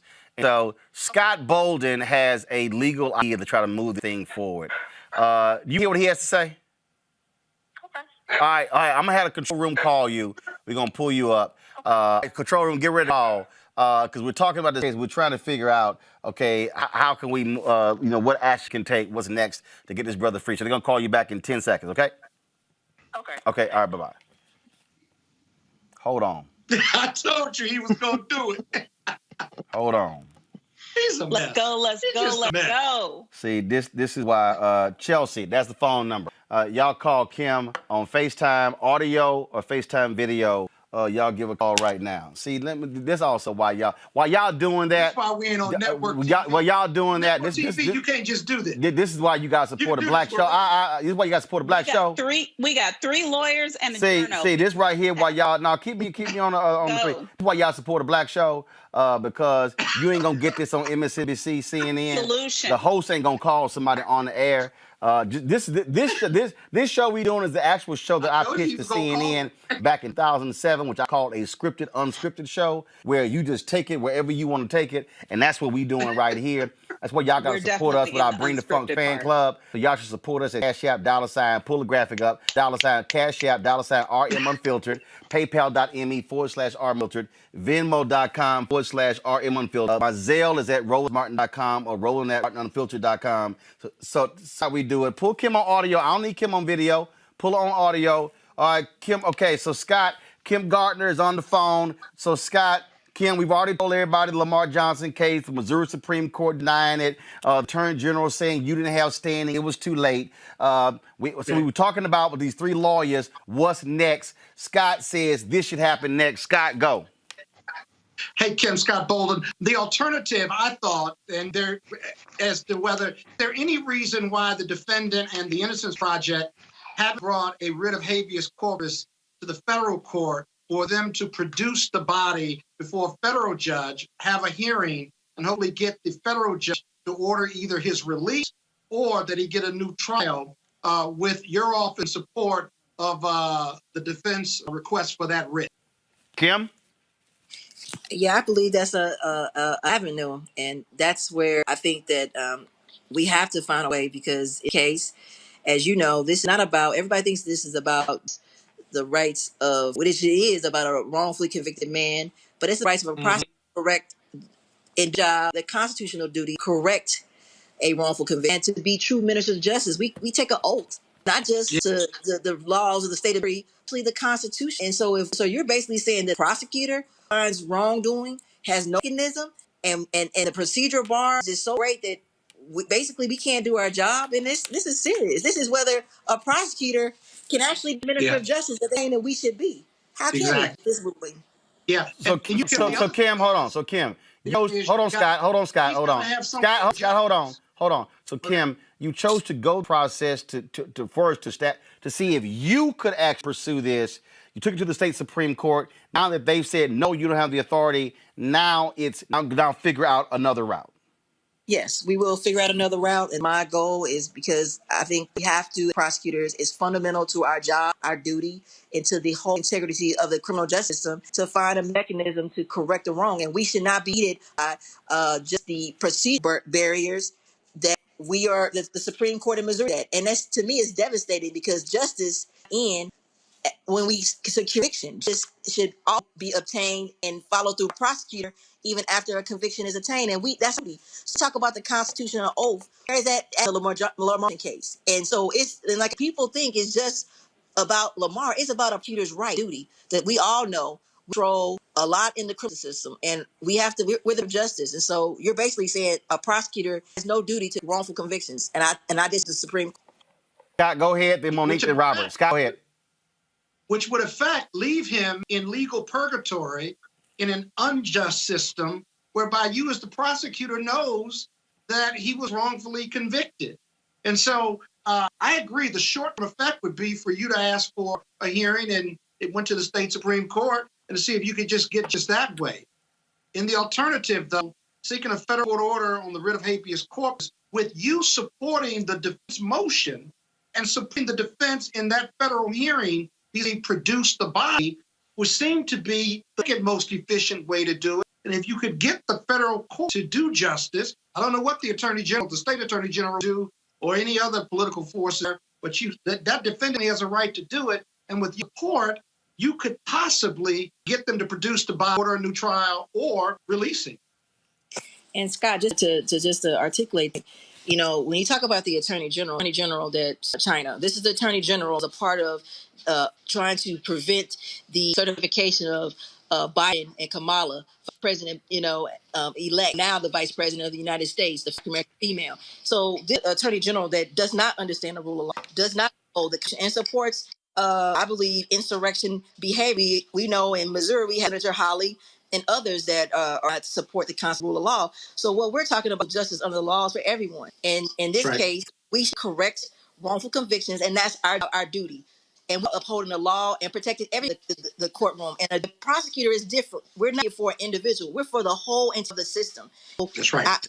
A fight is not just about Lamar. It's about everyone that we may have in Missouri that is wrongfully, we have overwhelming of innocence. And prosecutors supposed to say, "Oh, my bad, it happened and it's wrong," and sit there and wait until it gives us the right. And there's no procedure. So there's no accusations. It's unclear about whether the prosecutor can bring a motion for now. They're saying it's to the same limitations as the defendant. Come on, Monique. That makes no sense. That makes no sense. Just thank you so much, Kim, just for the courage and boldness to be willing to step forward and take this kind of heat when you see that something has been done that is unjust. What we were talking about before you got on, my point of view on it is if a prosecutor doesn't have the latitude that they need because the law is constricting and constraining, then the law needs to be changed. And so it has to be work on all sides. And I don't think that we have to wait and only do one. We can do both things at the same time, or can we not? We have to understand where we are. We are in a time in Missouri, unfortunately, is by the conservative Republicans that want to this rule of law and order, but when it comes to unfairness and justice, they seem to be silenced on case Lamar Johnson. We have a governor right now can look at commuting sentences, but he'll to do that, and he's some low level, knocking the individuals that are seeking commutation or the mechanism, but the cases that the governor is reviewing, I have some concern. But I have concerns on this governor. This is the same governor basically called for allegation with Senator Hawley in terms of a case that we know is I'm dealing with right now. The gun-toting couple that decided to waive guns at individuals that decided to exercise a protest. And who do you believe the law should be applied to, and in what way? And so this governor is on board with picking sides where he has no idea about how a prosecutor has to evaluate and investigate individual criminal activity in their jurisdiction. And we have that discretion because I'm the first African circuit attorney, which that's what they call me in my jurisdiction. I'm challenged like no other. And I'm always questioned doing my job every level of government, even former president. So it's to stop playing that if you to do justice, in Lamar Johnson's case, do we have the will to do the right thing? In Missouri, right now, we said no. We want procedural barriers that impede justice. And I say, I don't believe that. I don't believe our Constitution supports that. I don't believe justice that. And I can't sit by and let that stand. Robert Patillo. Well, we definitely want to be able to support you in that. Thank you for that. Thank you. Robert? Yeah, this is like one of those groups at school. I'm just going to say, just let me need me to do. I'll talk Reverend into it or something. We got to get this. But A Black amazing and wonderful between Mayor Letitia James, Fonnie Willis. They really are leading the way on criminal justice reform in this country. And I can't tell you how I appreciate that. And I find that the same people who are supporting Muskies waving guns at people, the same people who are supporting the arrest of Grandmaster Jay of the NFAC for a gun at people. So I think you're going to have the prosecutors like leading the charge on restorative justice, and just let me know what you need me to ready to help out. I appreciate that. Thank you. Kim Gardner, we appreciate taking the call. And for everybody, my one-on-one Kim, this Friday, we're going to my one-on-one with County Attorney Wesley Bell there in St. Next Friday will be my one-on-one conversation with Kim Gardner. Kim, thank you, Roland. Appreciate the opportunity. All right. Thank you very much. Folks, got to go to a break. We come back more on Roland Martin Unfiltered. See, y'all, ain't no other show like this. Ain't no other show this real, this black. Nobody. Y'all go pick anybody black on any of them other networks, line them all I'll up. give you some money after this show. Line them all up, put them together. Money. You know, you act like you got some sense sometimes. First of all, don't ever try to challenge me, Scott. You're the only lawyer that ain't on here. And you talking the more shit than all three of them. Scott was right. Why are you saying don't ever try to challenge you? Scott was right. No. Scott tried to challenge me. What you gonna do, call her? Good. Because then we found out. I knew you were gonna call her. I ain't the one to challenge. See, when we growing up, when we had truth or dare, I ain't never do truth. Good call, brother. Good call. Dare me. H-U, Scott. H-U. You know? No, TAMU, Texas A&M. Oh, God. Yeah, thank you very much. I'll be back. Roland Martin Unfiltered. If people begin to believe that their democracy is fraudulent, if they conclude that voting is a charade, the system is rigged, then God knows what could happen. They rigged an election. They rigged it like they've never rigged an election before. Actually, we do know what could happen. It's happening right now. The U.S. Capitol overrun, under siege. Pro-Trump extremists storming inside, flooding the halls, breaching the floor of the House of Representatives and the Senate. Millions of Americans sincerely believe the last election was fake. It was a landslide election, and everyone knows it. We will not go quietly into the night. When thousands of your countrymen storm the Capitol building, if you don't bother to pause and learn a single thing from it, then you're a fool. I know your pain. I know you're hurt. We had an election that was stolen from us. We got to this sad, chaotic day for a reason. It is not your fault. It is their fault.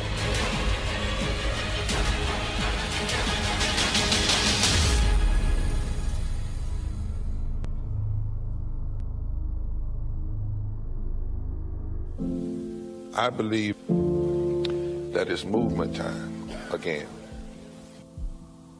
In America today, the economy is not working for working people.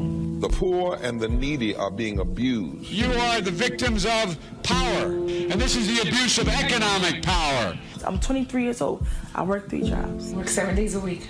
No days off. They're paying people pennies on the dollar compared to what they profit, and it is time for this to end. Essential workers have been showing up to work, feeding us, caring for us, delivering goods to us throughout this entire pandemic, and they've been doing it on a measly $7.25 minimum wage. The highest check I ever got was literally $291. I can't take it no more. You know, the fight for 15 is a lot more than about $15 an hour. This is about a fight for your dignity. We have got to recognize that working people deserve livable wages. And it's long past time for this nation to go to 15 so that moms and dads don't have to choose between asthma inhalers and rent. I'm halfway homeless. The main reason that people end up in their cars is because income does not match housing cost. If I could just only work one job, I could have more time with them. It is time for the owners of Walmart, McDonald's, Dollar General, and other large corporations to get off welfare and pay their workers a living wage.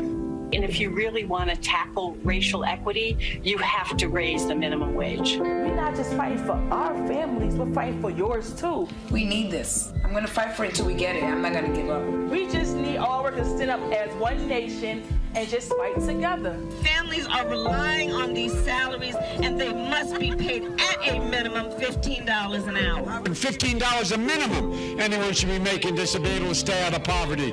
I can't take it no more. I'm doing this for not only me, but for everybody. We need 15 right now.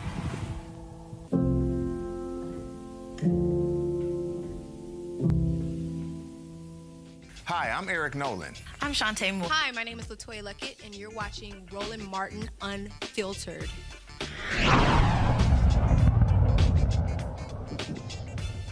After Republicans and Joe blocked Neera Tanden to head the for President Joe Biden, they plan on putting up Shalonda Young. Now, she was going to be the deputy director of the White House Office of Management and Budget, but now they are pushing her for the top, including a statement from House Speaker Nancy, Majority Leader Steny Hoyer, and Jim Clyburn. Now, again, Tandon lost the support of a number of folks through her nomination. For 4 years, Young has worked on the staff of the U.S. House Committee on Appropriations, the last 4, as its staff director. She was the first to hold that position. And we'll let you know what happens next. Now, they're also throwing darts and trying to stop a couple of to join the Department of Justice, Kristen Clark and Vanita Gupta. We've had both of them on the show. Vanita Gupta, former Leadership Conference on Civil Rights, and of course, Kristen at the Lawyers Committee for Civil Rights. On a group of anti-Trump conservatives, they're launching a $1 million campaign in support of Gupta nomination in counterattacks from hard-right Republicans who are painting her as a radical. Yesterday, the NAACP Defense Fund also came out in support. Dylan Eiffel dropped this video here. To give my unreserved support on behalf of the board and staff of the LDF for the confirmation of Vanita Gupta to serve as Associate Attorney General in the Department of Justice. I have known Ms. Gupta for 17 years. She's been a trusted colleague, a leader, a visionary, and a partner in the fight for civil rights and racial justice. Excuse me. Vanita began her career at the organization I now lead. She was an assistant counsel at LDF from 2001 to 2006, and she quickly proved herself to be an extraordinary lawyer, a visionary, and a fierce fighter for those whose lives were most affected by injustice in the criminal justice system. Since then, she has continued a storied career as leader at the ACLU, at the Department of Justice, leading the Civil Rights Division at one of the most contentious modern periods in the department's history, and then as the CEO of the Leadership Conference on Civil and Human Rights, where she brilliantly led a coalition of over 200 civil and human rights organizations. And of course, they're going after criticizing Vanita Gupta and Kristen Clark, trying to call the anti-Semite total BS. Robert, what you're saying is Republicans doing what they always do. Keep in mind, when President Obama was there, Republicans blocked his appointee for the office of the Civil Rights Division of his Department of Justice. And here's the deal. No black woman, no one has ever been, for the head of the Civil Rights Division, has ever been actually confirmed, which Kristen Clark is trying to do. Of course, Gupta served in that position. She was acting, but never had a woman gone through the process and been actually voted and confirmed by the Senate. They want to stop Gupta and Kristen Clark. We should be standing with them. Not just, let's understand something. This should be perjury. It shouldn't matter what the Republican conservatives, what the MAGAs are too, quite frankly, because you have hegemonic in the caucus. We should not be Democrats leeching off her. Let's understand, who does not, they should have a primary challenge for the day that they missed it. And frankly, I think this is one of those places where we can learn Trump, where things will be instructive. Trump ain't give a damn whether or not you confirmed his nominees. He just put them there. And so I think for Joe Biden to make it clear to the Senate that whether you confirm or not, if you have objections, I'm putting my people in place, and y'all can figure the stuff out just like President Trump. The reason that his MAGA supported him so much was he did not care. He was going to fight for their agenda. You tell him he can't put a wall, he'll steal some of the wall. You tell him he can't ban Muslims, he'll ban the Muslims anyway. And I think that Joe Biden has to have them understanding that we're not having an old malarkey show at the town square or wherever things used to be. This is a fight. And these people have to be prepared to fight with the same weapons they are, because you push your agenda through. There'll be no second chance, because as we articulated at the beginning, if you do not put an agenda that motivates people to turn back out in 2022 and 2024, there won't be anything left to fight for. So you get that done now and you figure everything else out. I just want to talk about and celebrate. Won't he do it? We lost Nero, but we gained a Shalonda. Just saying. Yeah. Can you stay on topic? Get to your point. Isn't that the topic? The topic is they tried to get rid of one woman of color and they got a black woman in her place. We were talking about Democrats needing to be gangster, weren't we? I'm on topic. I resent you saying I'm not on topic just because I'm celebrating the fact that you win with black women. Can you stick to the two lawyers we're talking about? Oh my God. Vanita Gupta, Kristen Clark. That's the topic. Oh, God. Okay, Scott, go ahead. Kristen Clark. Okay, Scott, go ahead. No, you took too long. No. If it was reversed, I'd be skipping Scott. Scott, go ahead, Scott. I defer. I defer. I'm gonna let sister talk. She don't get to defer. This ain't her show. Scott, go. He gave me his time. That never happens, Roland. All right, criminals stole billions in COVID-19 unemployment benefits. Congress is about to approve another $1 trillion in COVID-19 unemployment benefits, even though the state-based system remains vulnerable to the same rampant fraud that allowed last year to siphon off more than $40 billion in pandemic relief intended for the needy. Cybercrime is a huge issue, and look, bottom line, they put the rules in place to fix this problem because, again, dollars ain't no joke. Cybercrime, including some ones made their living exploiting weak victims, one that as Congress prepares to pay another massive fusion of cash, have gotten smarter. Speaking of that, Democrats also now are lowering the threshold COVID checks. What the hell are they doing, Monique? 17 million people not being affected. You passed it. Why are you lowering the threshold? Right. No, they passed it in the House. They haven't passed it in the Senate. Okay, they passed it in the House, but why are you lowering the threshold? First of all, President Biden promised $2,000 checks. Now they $1,400. No, Roland. 600 we already got. Those of us, those checks, whoever. No, hold up. He promised 2,000 himself, not some other. That's 600. No.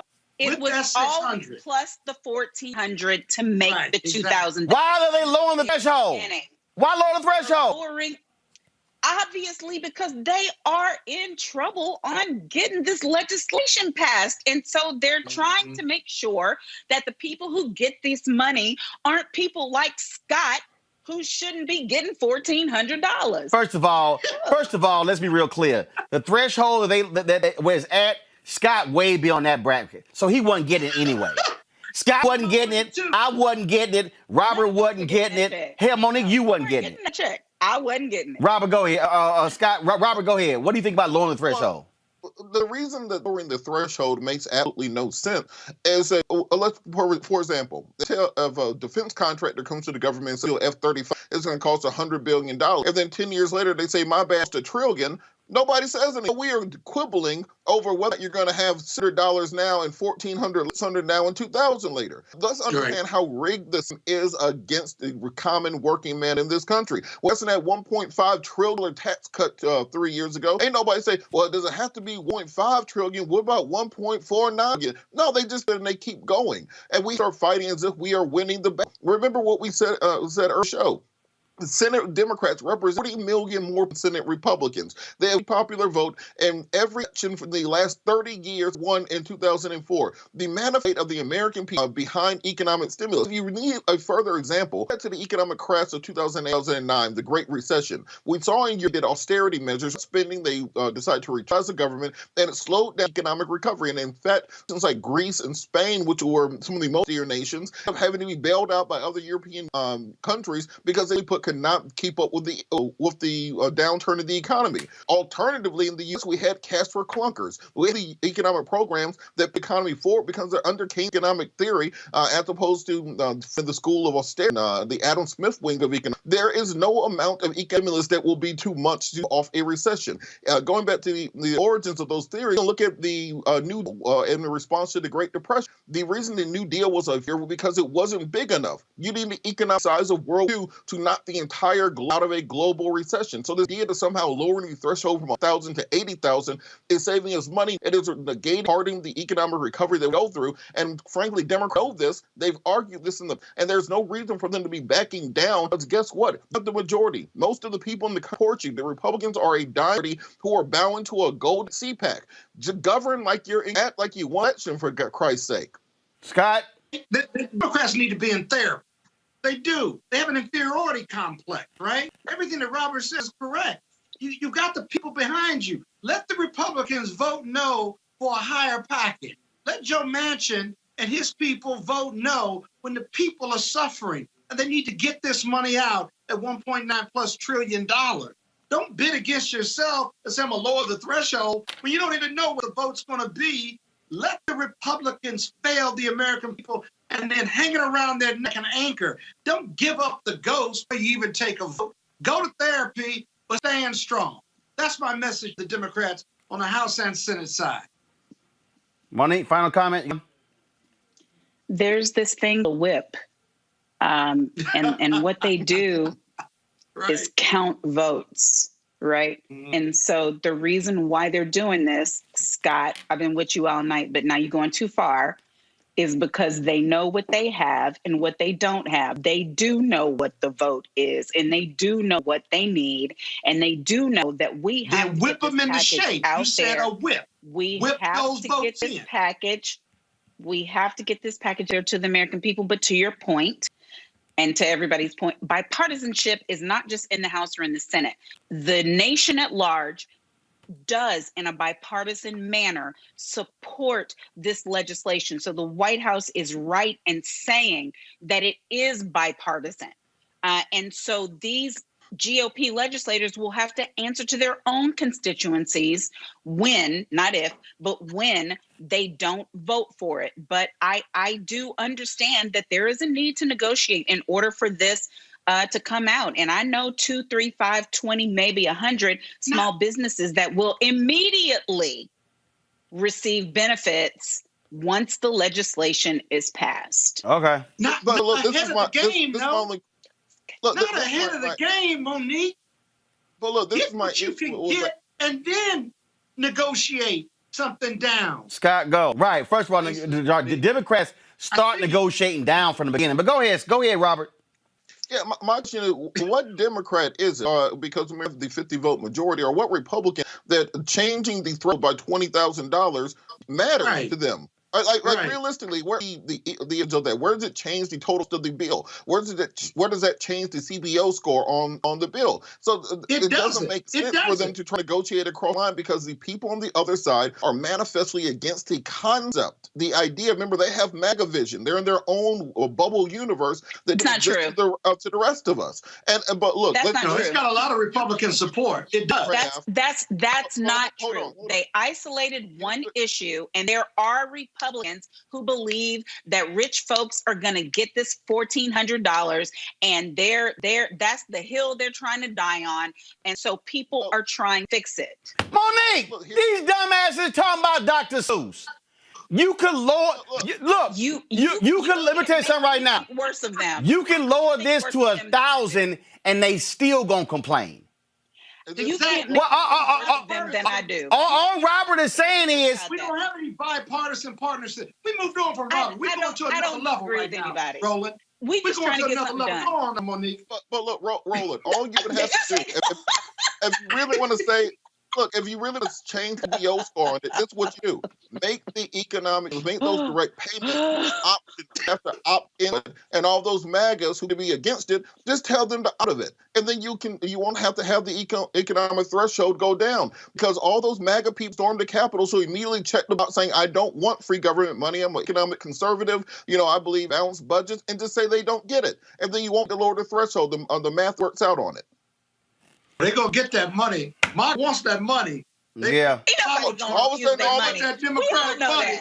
All right, y'all. Conservatives go out the window. All right. Greg got a vaccine, and he opening up the whole of Texas while he's fully vaccinated. All right, y'all keep running y'all mouths. Y'all know what time it is. Exactly. No charcoal grills are allowed. I'm white. I got you, huh? Illegally selling water without a permit On my property. Whoa! Hey! You don't live here. I'm uncomfortable. All right, we got a different type of crazy-ass white people. This is for all of the dumbass conservatives who give money to loser campaigns. Kim Blanchett, y'all remember her? That's right, the black girl in Baltimore who ran against Quasi in May. We all knew she was gonna get her ass whooped. I remember this little ad she ran here. Remember this little ad? Do you care about Black lives? The people that run Baltimore don't. I can prove it. Walk with me. They don't want you to see this. All right, Kim ran that ad. Donald Trump retweeted it. All Republicans like, yeah, we got us one. And let's just be clear. I've had Kim on the show. Kim she ain't the brightest bulb in the room. She not. She not. But she raised nearly $2 million for the campaign. Actually, about $8 million. And all this money was raised. She raised a total of $8.3 million. Half of that money went to a company called Olympic Media. They're responsible for the ad. Now, here's the deal. Also, a part of that, the groups that raise money, they start getting more of the money. Some of these campaigns have it where the people who help them raise money get 67% of the money that they raise. Let me tell y'all something. Who's the biggest fool? The absolute biggest fools in America. I'm talking about straight up stuck on stupid, dumb conservatives. You know why? You can get them fools give money to anything. That fool Donald Trump got his ass whooped in the election. These fools gave that man more than $200 million to his PAC when he was talking about give to us for legal defense. He kept losing in the courts. Rudy is charging $20,000 a day. Them dumbasses kept giving money. Now, she raised $8.3 million against Kwame Mfume. Let me tell you something right now. Kim Klacik could have got a body change, and she could have went out and had her body change to look like Madea, or look like Harry, or hell, look like Angela Bassett in Black Panther. Her ass still would have lost to Kwame Mfume. That fool who ran against Maxine Waters, I think his ass raised like $3-4 million. We all know he was going to get his ass whooped, but them conservatives kept giving money. Now, them same conservatives are whining saying they want their money back because they gave money to Kim's campaign and half the money went to the media company. Just like the Republican donor, I think he gave like a couple $1 million. He wants his money back from Trump. I'm sorry, y'all stupid. Y'all some crazy ass white people for giving money to folk who ain't got no shot of winning. I don't feel sorry for not now one of these folks, Robert. None of them. If you dumb enough to send Kim Klacik a donation who had no shot, I mean none, zero, zilch of winning, you got what you deserve. Well, look, Roland, Kim's a friend of mine, and I'm support her. I think this before she ran for the seat, she was doing with homeless women within the Baltimore. Robert. That's my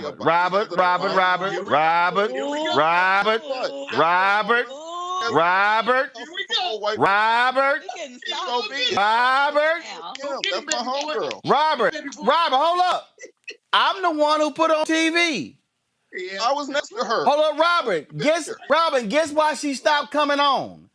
Because we posted a segment. She wasn't mad at the segment. She was mad at the photo or the screen grab we posted. I said, are you serious? Robert, come on now. You know Kim ain't the brightest bulb in a complete dark room. And in politics, images, and everything, she raised $8 million and I ain't raised a dollar. Then guess what? I'm going to give the person with the check. But my point is this here, Robert.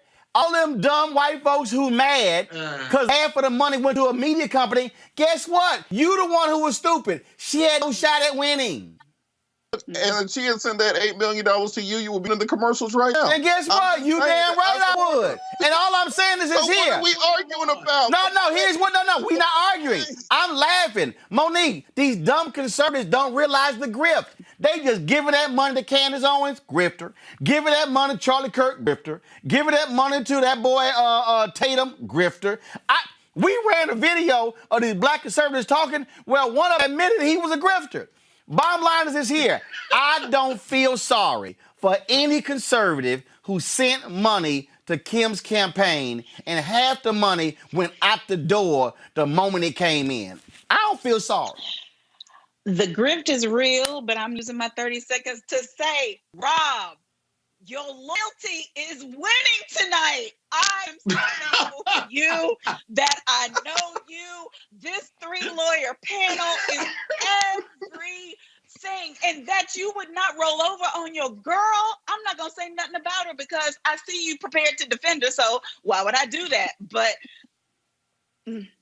that's it. Scott, here's what people don't realize is there are people in the political game and it's all about the money. And they sit here, they represent folk knowing full well they're not going to win. And guess what? Look, when Ben Carson ran for president, He was raking in the money and was spending the money. Who was he spending the money on? The folks who were raking in the money. I was sitting here like, I don't know why y'all giving y'all money to Ben Carson. His ass ain't gonna win.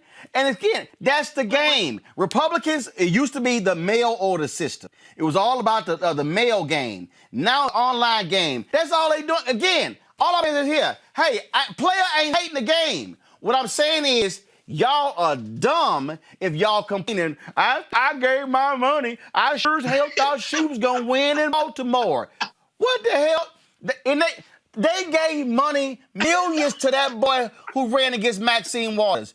Maxine Waters could be straight, laid up.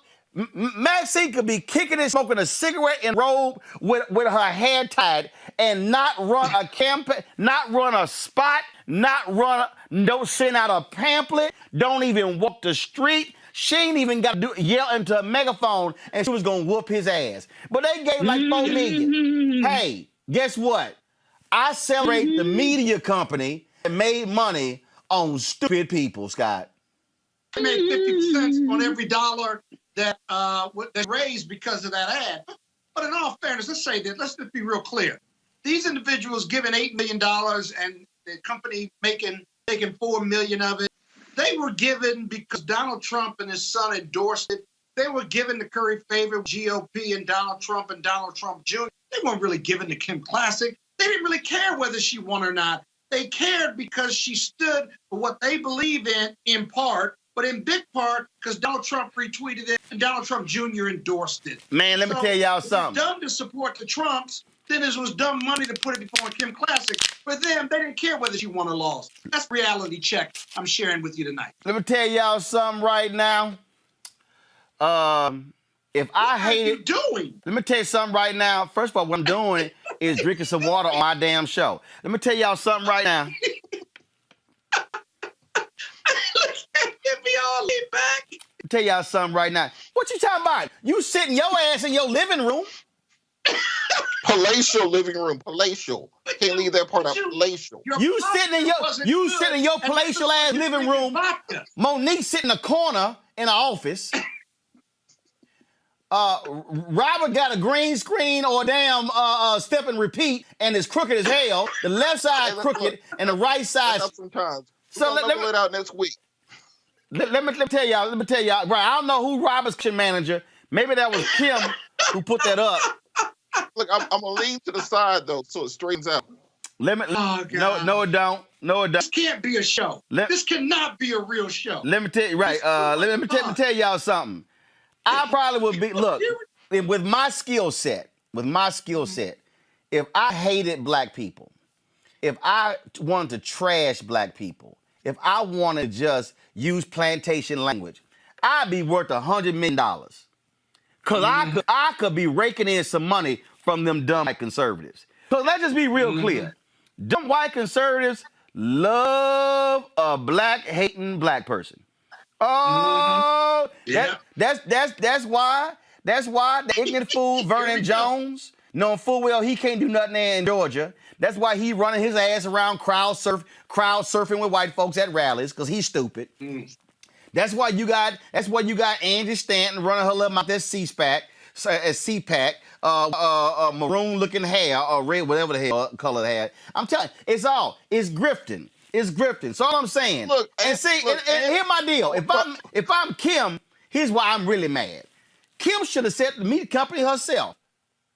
See, that's how you really get over. You set the media company up yourself. You do like Donald Trump done created all these LLCs, all the money he's made from all the money he made from the Secret Service renting colleges on his land. Well, all I'm saying, y'all, is what you're dealing with is you dealing with some grifters, some straight ass thuggish grifters. And so, hey, for every Republican who's upset that y'all lost that money, hey, suck it up. Suck it up. You wasn't gonna be crazy. What's gonna happen? So I don't feel sorry for not naming one of y'all. Look, Roland. Look, if you're gonna call it she hustled $8 million hard. Angie Stanton, she got the best hustle. She finessed her pardon. You know how hard it is to get a pardon? So if you can way into some millions in a pardon versus other people who've been working and fighting for the Democratic Party for years and got a T-shirt, all means, play on, player. Oh no, I got it. I mean, look, you had a fool in Donald Trump, so he ain't no problem collecting all them crazy nutcases that were all around him. So, you know, that's the case. But I saw this story, and I just cracked up laughing at all these Republicans just mad. I mean, I'm talking about they mad and upset. They want their money. They mad and upset. Back. All their money went down the drain, and I'm like, hey, I'm like, sorry. Whatever. Oh, and you know what? And I'm glad you made that point about Ann Stanton. You know, I ain't talked about her in a while. So let me just go ahead and give her a shout out. Oh, that's so wrong. Oh, and it don't matter because she got a part. That's how you hustle it. None of that matter because it's all part of it. Yeah, but the internet lives forever. And so that record clean. So here's the deal. So here's the lesson in all this, Angie Stanton. Front of your mouth about me. I'm gonna keep your ass famous. All right, y'all, we got to go. If y'all want to support Roland Martin Unfiltered, so we can continue to show photos like that of Angie Stanton, please do so by giving us a Cash App, $RM Unfiltered, PayPal.me/R Martin Unfiltered, Venmo.com/RM Unfiltered, Zelle, Roland at RolandMartin.com, and Roland at RolandMartinUnfiltered. Leave a shout out. We got some checks mail. Jacqueline Martin Milton. Hello, Mr. Martin. Last year, my husband paid $50 in my name. My husband is a YouTube subscriber. So this year, I said to pay the $50 again. He called me a freeloader. She said, here's a check for $150. See? So what they saying, he gave $50. She had to give her own money. I'm with the husband. I appreciate that, my brother. Thanks a lot. And she tripled it. I'm going to give you some money, Roland, this week. How much money you want me to give you? No, the $10,000 you owe. You lost that bet. All right. Alphonse Hong, hello, how are you? Here's my $50 for joining the fan club 21. I love Realtor. Please keep doing what you're doing. A wealth of knowledge. Say that, because, you know, Scott needs to understand that more and more. Okay, that's it, y'all. Scott, I appreciate it. Monique, I appreciate it. Thanks a lot. Robert, much as well. And well for your girl. But, yeah, still ain't the brightest bulb in the dark room. All right, y'all. I will see y'all tomorrow on Roland Martin Unfiltered. Don't forget, Coming to America, the sequel comes out on Friday. We all going to be rocking the kente. Okay, just letting y'all know. Everybody be rocking the kente. And then we got my interview, of course, with Bell that we're going to be airing show. So we're looking forward. We're looking forward to. Matter of fact, you know what? I think Anthony, he sent me. He said, "You have the promo? Fine, don't worry about it. Cause see, I don't need y'all to do that. I got it. Roll it." And so I became a judge of a small city because I'm thinking this is the way that I can really impact the system. And then I'm sitting on the bench, and I'm realizing 80 to 90 to 95% of the cases, by the time they get to me, they're already worked out. By who? The prosecutor. And so I'm starting to realize, okay, yeah, I can be that benevolent judge. I can work with people, but the real change is coming from that prosecutor's office. And that's what really made the light switch click on for me, is when I'm constantly seeing these people come where I think they actually deserve a fair outcome, but they already worked this out with the prosecutor, and I don't really have much I can do. All right, y'all, that's on Friday right here, Roland Martin Unfiltered. I'll see y'all tomorrow. Holla!